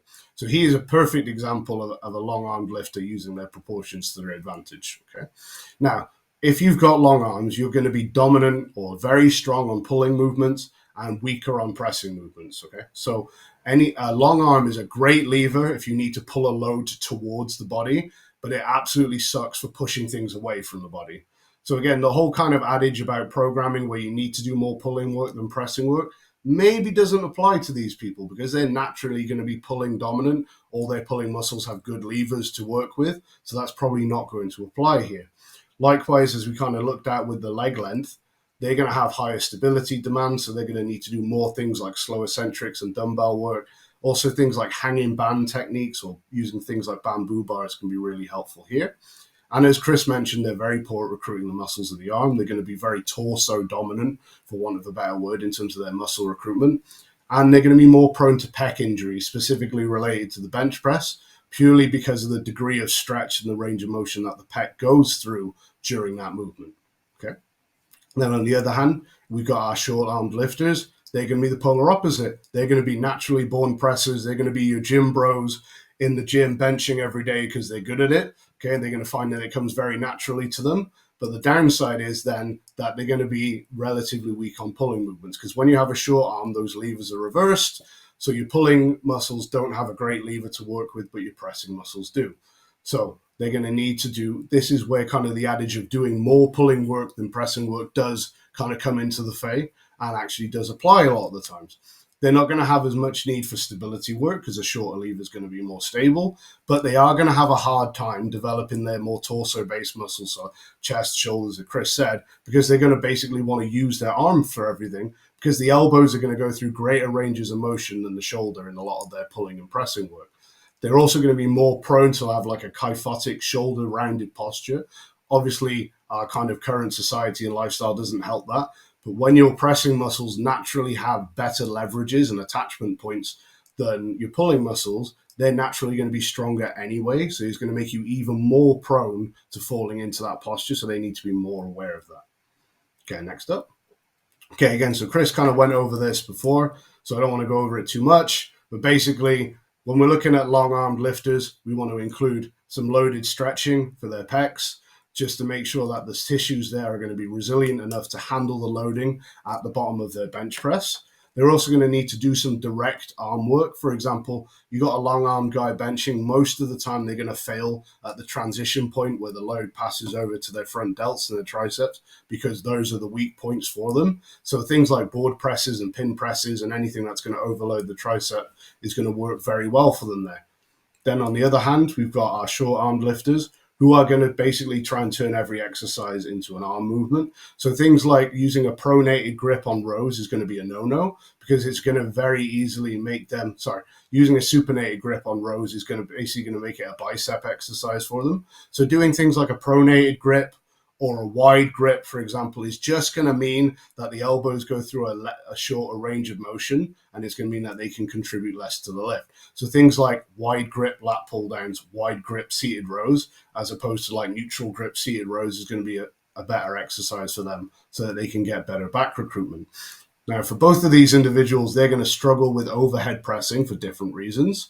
If you take the long arm lifter, they're going to struggle with overhead pressing because of stability. So basically when you've got a very long lever and then you're trying to put a weight over your head, especially if you're doing like military pressing or any overhead press in a standing posture, the load is now so far from your anchor point, which is on the floor, that the stability demands are going to be extremely high. So they're going to struggle for that reason, which is why if you want to load up those movements heavy, you might want to look at doing things like in 60-degree incline presses and things like that, because then what we're doing is just adding stability to the movement, allowing them to actually put more force into bar and not be so limited by the stability demands of the exercise.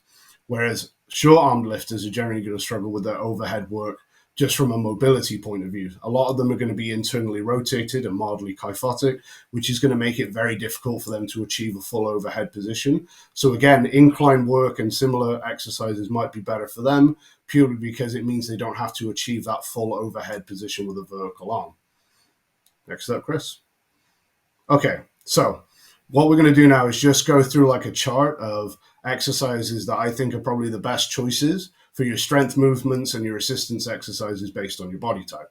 So first up, we've got the best squat variations, okay? Now, as we kind of discussed, if you've got long legs, you're going to be naturally posterior chain dominant. So for you, a back squat is basically a deadlift. So unless you have to back squat for your sport, you're a powerlifter or whatever, then really making back squat your main squatting pattern isn't going to be a good idea unless you're not deadlifting. If for some reason you're not deadlifting, a back squat can be a great exercise actually for you to bring up your posterior chain.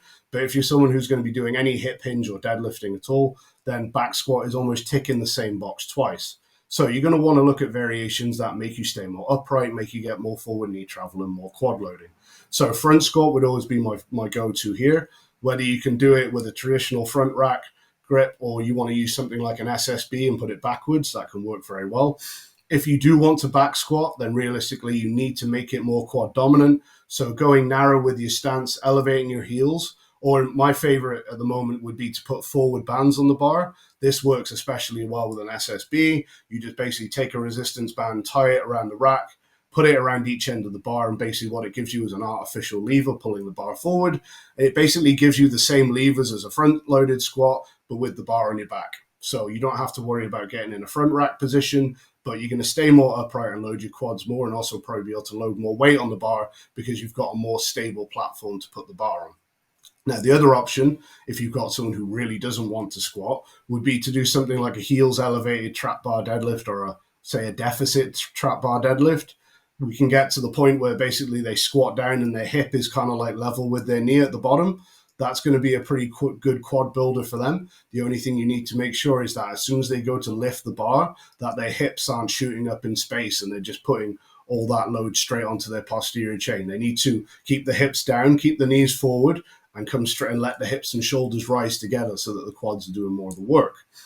Now, in terms of your assistance lifts, Frankenstein squat is probably the most useful exercise for getting a long-legged person to squat well, because it basically enforces them to squat upright. For those of you that don't know, a Frankenstein squat is basically just putting a squat bar in the front rack position, but you put your arms out straight. So you're not holding onto the bar, they're just out in front of you. Now, the thing here is that not only does putting your arms out in front slightly shift the balance point further in space forward, so you're a little bit more upright, it also means that you can't support the bar if you tip forward. So now you have to squat upright, otherwise you completely fail the rep. So that's why it can be such a great teaching tool for long-legged lifters, because basically you're going to punish the mistake that they're going to be so desperate to make, which is tipping forward and putting all the load on their posterior chain. A Zercher squat can work very well for the same reason, providing their hips don't shoot up and turn it into a good morning. And then you've also got things like kickstand squats, which can work as a really good intermediary between doing kind of genuine single leg work and regular squatting.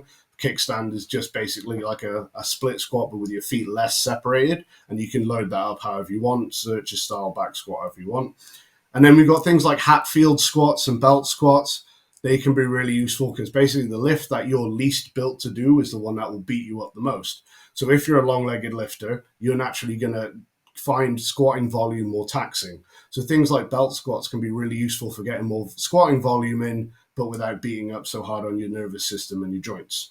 And then we've just got generic auxiliary work in there, like front split squat variations, but like Chris said, focusing on pushing the knee forward, making the knee travel forward in space, backwards slag drags, sissy squats, and all that type of thing. Now, if we're a short-legged lifter, the good news is it's very simple. We can basically put any back squat variation as our main lift. They're all going to give us pretty good, well-rounded development. we don't need to overcomplicate things. A lot of the time, you're not going to need to do a lot of squat assistance work, which is great. If you do want to do assistance work, then you're going to want to do assistance work that either improves your core or that helps you recruit the posterior chain a little bit more. So things like wider stance squats and box squats that encourage you to hinge and sit back are going to get you a bit more posterior chain recruitment and work on that weakness. Likewise, Zercher squats and pause squats, beltless squats, things like that. Even though the Zercher squat is front loaded and is more of a quad movement, it's going to benefit the short leg lifter because it works on their core strength, which is going to be a weak point for them. And then outside of that, we've got things like sled pushing. If you're doing sled pushing as a short-legged lifter, you want to make sure your hips are at least level with your shoulders or even slightly higher so we can get as much posterior chain recruitment as possible. So things like Zercher split squats are a very good option here for, again, keeping the emphasis on the core whilst they're doing any single leg work that they might to do. And let's go on to bench press. Thank you. Okay, so the best bench variations for long arm lifters. Now, first off, bench press is going to be a pretty good pec builder for you. So if that's the main goal of your pressing work, then bench press is a very good variation. However, what can be an issue with long-armed guys, if you're not a powerlifter and you don't need to bench press, can be that bench press might beat up your shoulders because you have to go into so much shoulder extension at the bottom to get the bar to your chest that it ends up causing a lot of wear and tear and aggravation. Or maybe you just don't have the mobility to do it safely. In that scenario, something like a floor press, which is going to reduce the range of motion and make your shoulder limit the shoulder extension and keep it in a safe range, is going to be really good for you. So take, for example, like people like basketball players with massive wingspans. Trying to get them to bench press safely is incredibly difficult just because of how great their range of motion is. They're way better off floor pressing because the bench press is not only going to beat up their shoulders a lot, because the range of motion is so long, the weight is going to be very low as well, and then it's not serving the purpose that we want it to. And then reverse grip bench press is also a really good option here. What it's naturally going to do is make you internally rotate more, which means you can't over flare and then put all the weight on your pecs when you're pressing. It's going to mean that you keep your shoulders in a safe position, tucked in, so you can't over flare. It's also going to make sure that you use your front delts and your triceps more. So in the long term, reverse grip bench press can actually be a much better variation for long arm lifters, at least in terms of longevity. Now, if you've got long arms, you're generally going to be weaker in the top half and through the triceps. So anything that overloads or focuses on that kind of top end range of motion is going to be beneficial. So you could add bands and chains if you want to. Board presses and pin presses work very well. Generally speaking, board press is going to work better for most people in assistance work. Pin pressing can be quite hard on the joints if you do a lot of volume, whereas board pressing is a lot easier because you get a bit more of an absorption phase on the board. Something like a cambered bar press, which makes the bar a little bit more unstable, can be helpful because naturally their shoulder stability is going to be a difficult thing that they need to work around. Slow eccentrics, hanging band technique, close grip work, all of those are going to be very beneficial for them. Now, in their auxiliary work, you want to at least do some kind of single arm pressing. It could be like a flat dumbbell press. It could be a one-arm cervicus press, a one-arm dumbbell overhead press. But you want to do some kind of single arm work there to make sure that their motor control and stability and also their strength stays even on both sides. Things like JM presses as well are going to be very good for them to build up their tricep strength, specifically in that kind of bench press movement pattern.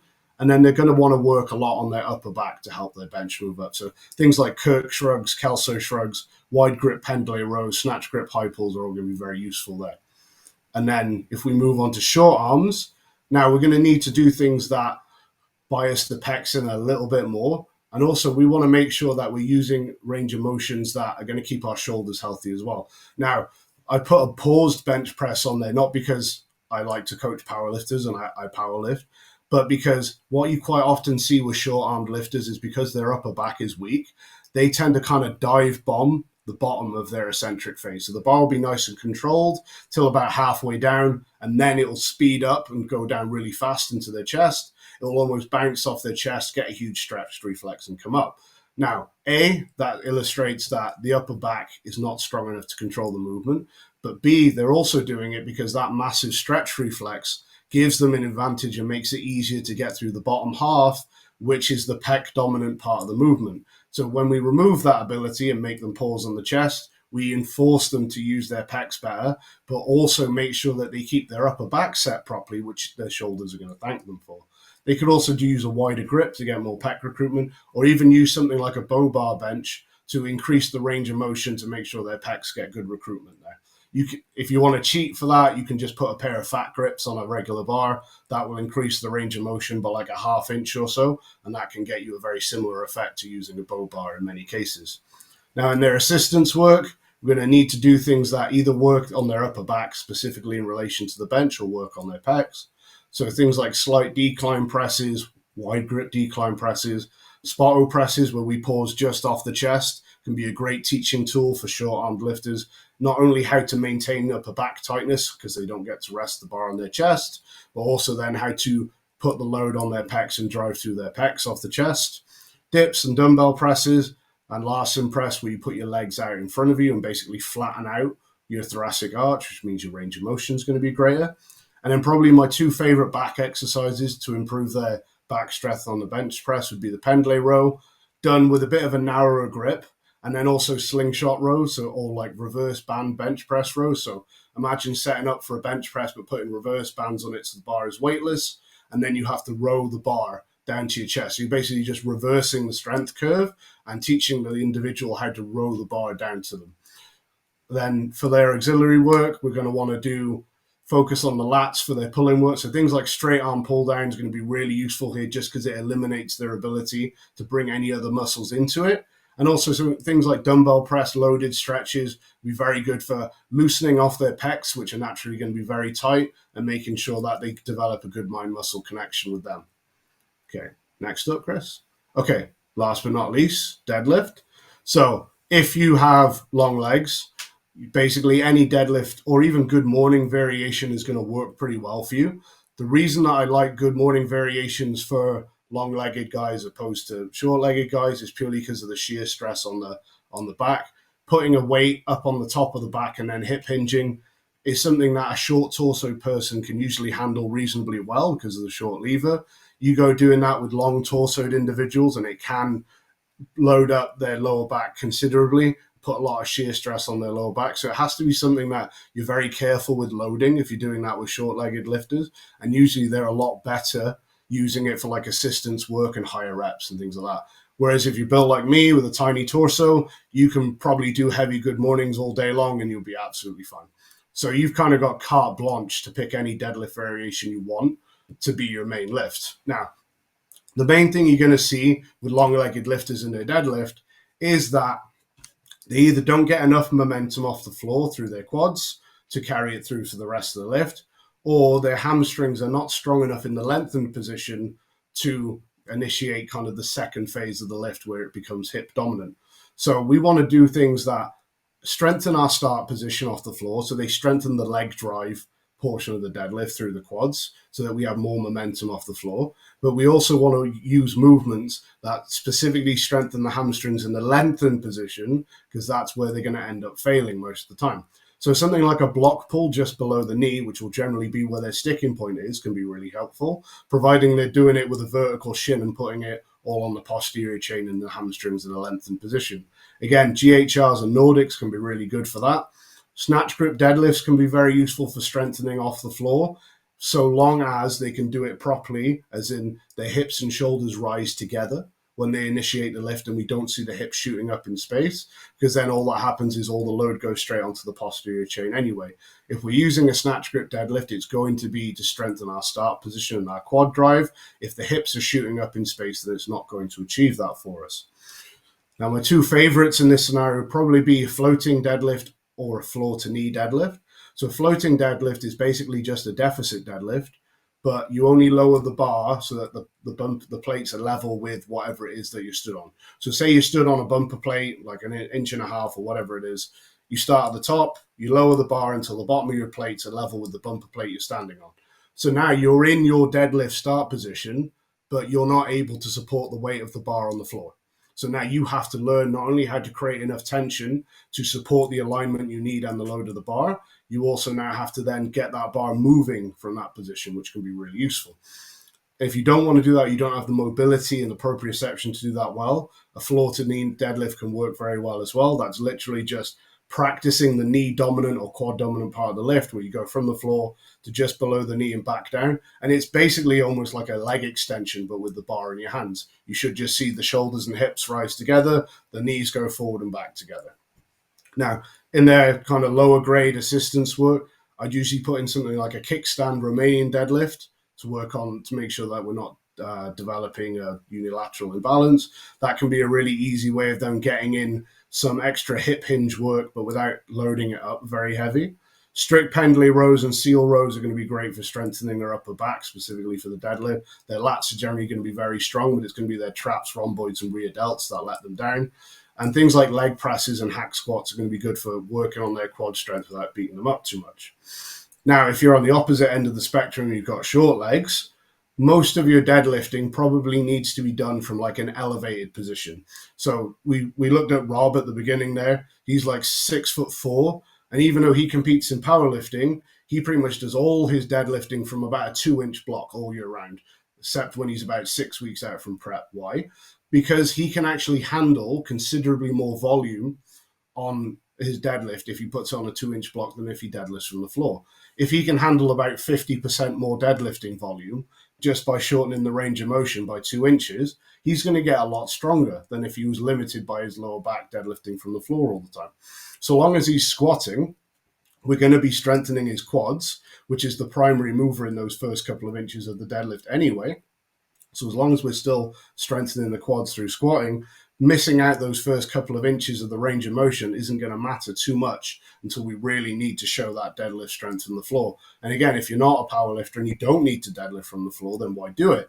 You can get all the posterior chain development you want with much less wear and tear by simply doing a block pull from kind of 2 or 3 inches or below the knee, mid shin, whatever works for you. Or something like a trap bar deadlift is going to put way less shear stress on your back, but still give you the recruitment that you want. Now, when it comes to their assistance work, again, we need to focus on things that make them use their posterior chain. Now, the only kind of good morning variation that I like to use with short-legged, long torso people is the Zercher good morning.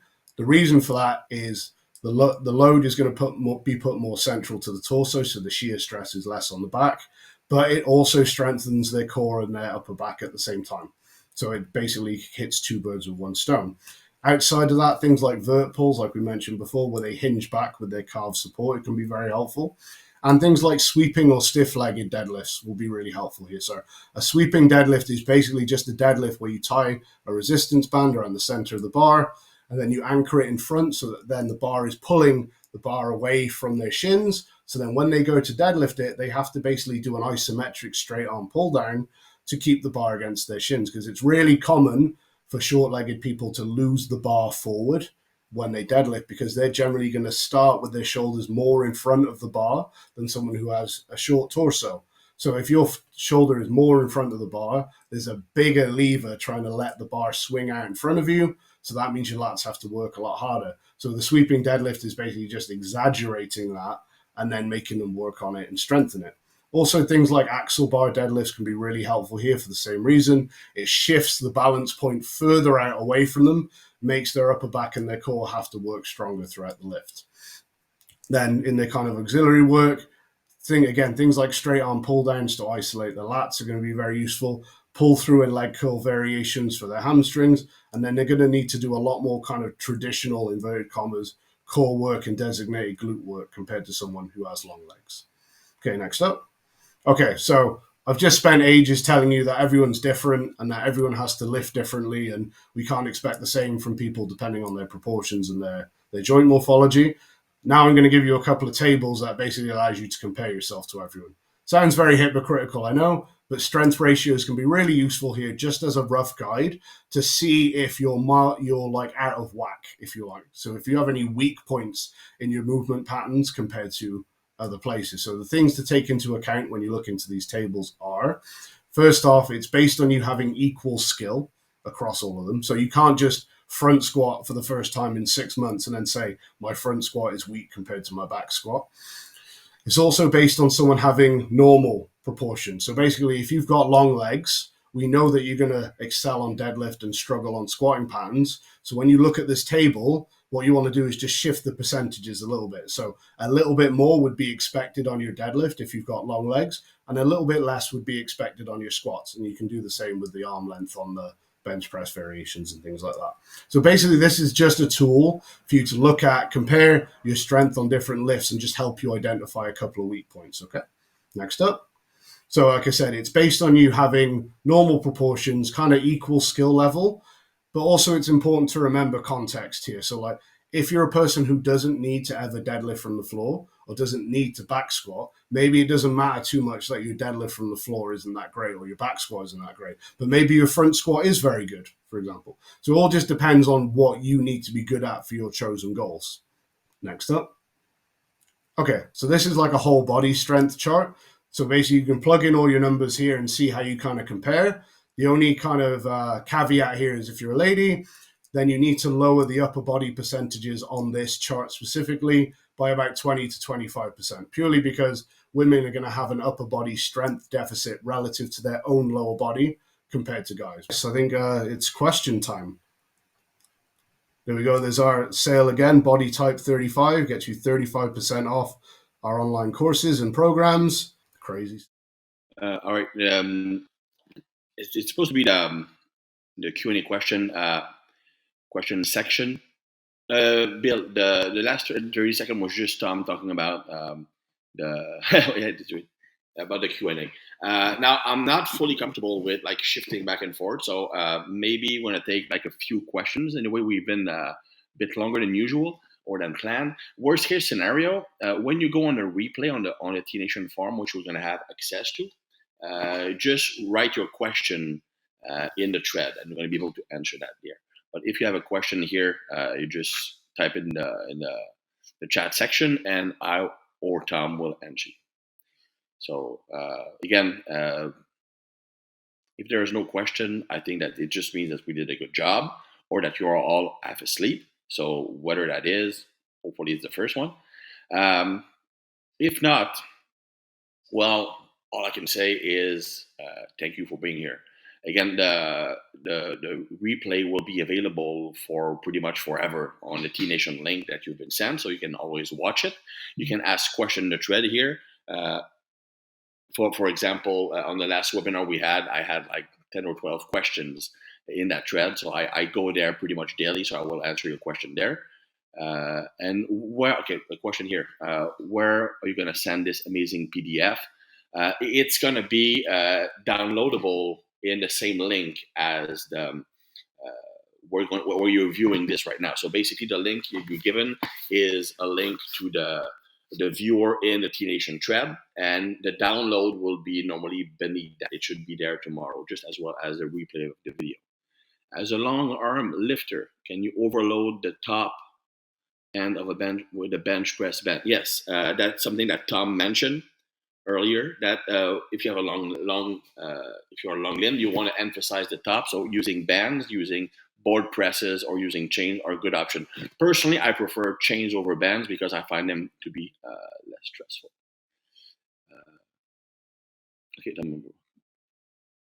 I missed the first part of the presentation, but I've read from your previous work that long arm lifter needs extra volume for pressing movement. Yes. Again, well, you can always see the replay of the video on the T Nation forum. That's going to be available tomorrow. So you're going to be able to see the presentation there. You will also be able to download the PDF.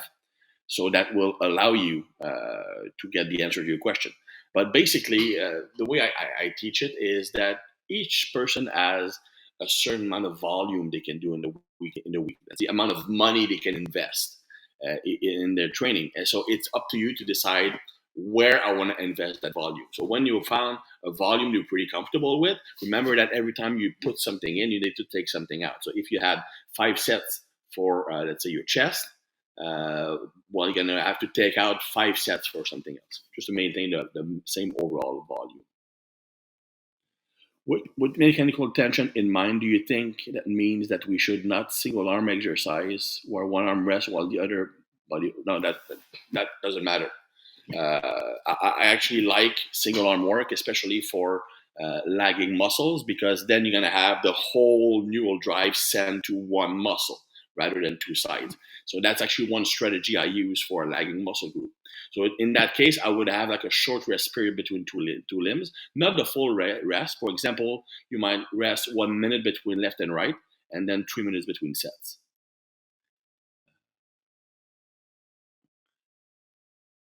Much appreciated. 76-year-old doing 5x5 twice a week, trying to fight decrepitude. Measurement again, long except for average arm. Where is best to concentrate to keep building muscle? Well, actually, that's a tough question. I mean, if you just look at body proportion, I would probably invest more in quadriceps. I would invest more in chest and lats. That would be my focus. Now, as far as building muscle at 76, it's doable if other parameters of health are good. But it also depends really on your training experience. I mean, if you've been lifting for 40 years, then you probably don't have that much growth left. Not because your body is not capable of growing, but because everybody has a limited amount of muscle they can build. But certainly you can make physical improvement by focusing on those muscles and maybe doing less work for other muscles, so you can like shift body composition a bit.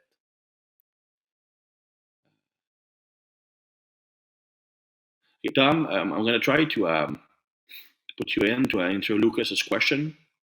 Give me a second. Are we in? Okay.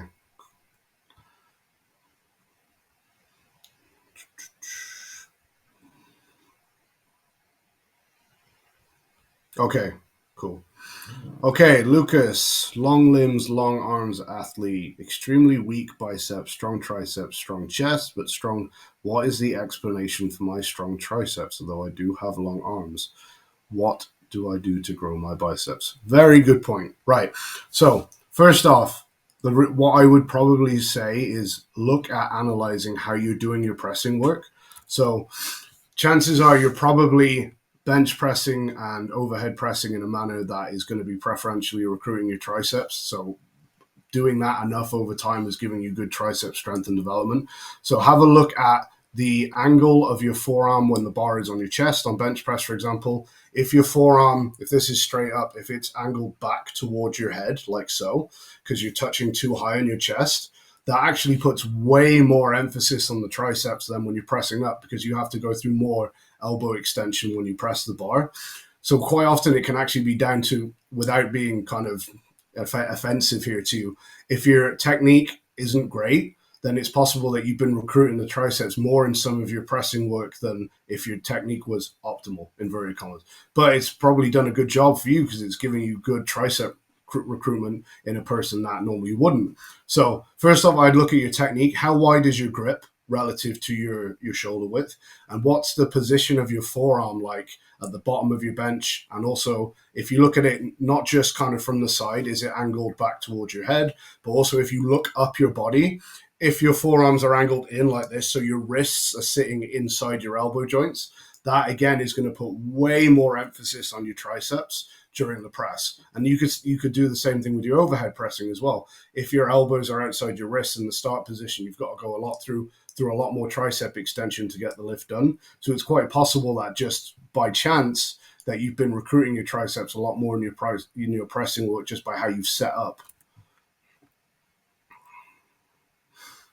Okay. There's no more questions. Oh, long arms and long torso. After trying banded floating deadlifts as an accessory, I've learned that my core, lats, and upper back are holding me back on all my big lifts. How could I focus on those areas? Okay, so Darren, well, you're already doing banded floating deadlifts for a start. So you're on the right track there with your deadlift. So my point would be now, with everything you do, look at how can you make it a bit more biased towards those areas. So like look at something, just take, for example, your back squat. Just moving to something like a high bar back squat as opposed to a low bar is going to put more stress on your thoracic extenders than squatting low bar. So just something as simple as that could help you leverage your upper back more into the lift, or even using something like an SSB where the bar placement is even higher, straight away is going to put a bigger upper back emphasis on your squat just through a simple bar change or through bar placement change. Now, when you're looking at your core, Now, there's a whole bunch of things we could do there to improve that. But if you want to hit them all with one bird, like I would go with some kind of loaded carry. Now, we're looking at core, lats, and upper back. Something like a Zercher carry or a farmer's walk is basically going to tick all of those boxes for you. So that would be something I would definitely look at putting into your assistance work. Zercher carry would probably be my go-to. It can be a little bit awkward to set up in commercial gyms and stuff like that. But if you've got the room, I would pretty much always pick that over a farmer's walk. The other one that would be very good in this scenario would be a yoke carry if you have access to that. I'm going to answer Mika's question, then you can handle Rebecca's one.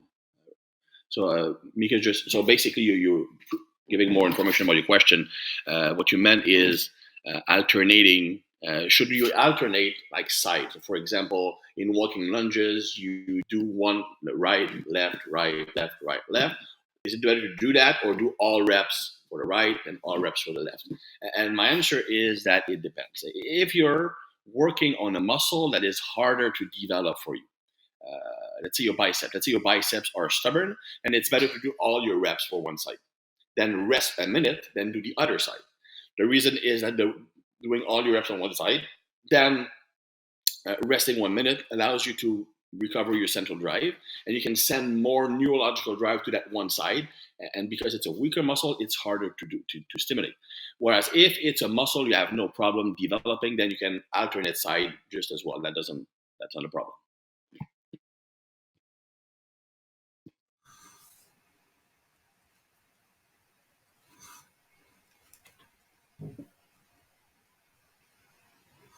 Okay, right. So, sorry, there's a bit of a time delay when we're swapping over here. I'm sorry. So, Rebecca, you have a long torso relative to your legs and long arms, and you find any type of back squat uncomfortable. I prefer Zercher and front squats with a relatively narrow stance. Is there anything I can do to incorporate back squat into my program? Okay, so that's going to depend first off on why you find the back squat uncomfortable. Now, if you're good at Zercher and front squat, then chances are your upper back is not the issue because those are going to put a big emphasis on those anyway. So what we're looking at is the fact that putting the bar on your back is going to make you flex through the hip more, and that is doing something that's making you uncomfortable and put you in a weak position here. So the first thing I'd be looking at is how strong is your lower back, how strong is your posterior chain. Also, what is your hip mobility like? Because when you go down into the bottom of the squat, because you're going to have to bend forward more, you're going to need more mobility through your hip to keep a neutral alignment when you then have to bend forward more to keep the bar over the center of mass. So what I would be doing is probably videoing your squat, your back squat from the side. Look, are you getting a decent degree of butt wink or any kind of loss of alignment through your lower back when you're squatting down compared to when you front squat and Zercher? And also, what's your bar path like on your back squat compared to your Zercher? Chances are what we're probably going to see when you do that is on your Zercher and your front squat, you're probably going to see a nice vertical up and down bar path. Your knees are going to be able to travel nice and far forward, and it's going to look very pretty from the side. What we'll probably see then when you put the bar on your back is we're probably going to see that bar go in front of your center of mass. And what we're going to see is a bar path that kind of starts here, goes forward a bit over your toes, and then has to come back like that. Basically, what that's doing is increasing the strain on your back a lot more and giving you much worse leverages to move the bar and putting a lot of it onto your lower back and posterior chain. So that would be my best guess. If you look at the back squat and your bar path is vertical and everything looks good, we're not getting a lot of butt wink or anything like that, I would seriously look at your lower back and glute strength because those are the muscles that are going to be more loaded in the bottom position of your back squat compared to your front and your Zercher squat. Okay. No. All right, guys. Thank you for tuning in for those who are here live. Just a reminder, it's going to be available as a replay on the T Nation link you were given. You will be able to download the PDF hopefully tomorrow. And again, don't forget the promo codes because that's how we make a living and are able to afford doing these for free for you guys. So thanks again. Look out for our next one. I already have a few ideas of what I'm going to be doing, and Tom. So hopefully I'm going to see you there. So guys, thank you again and have a nice day.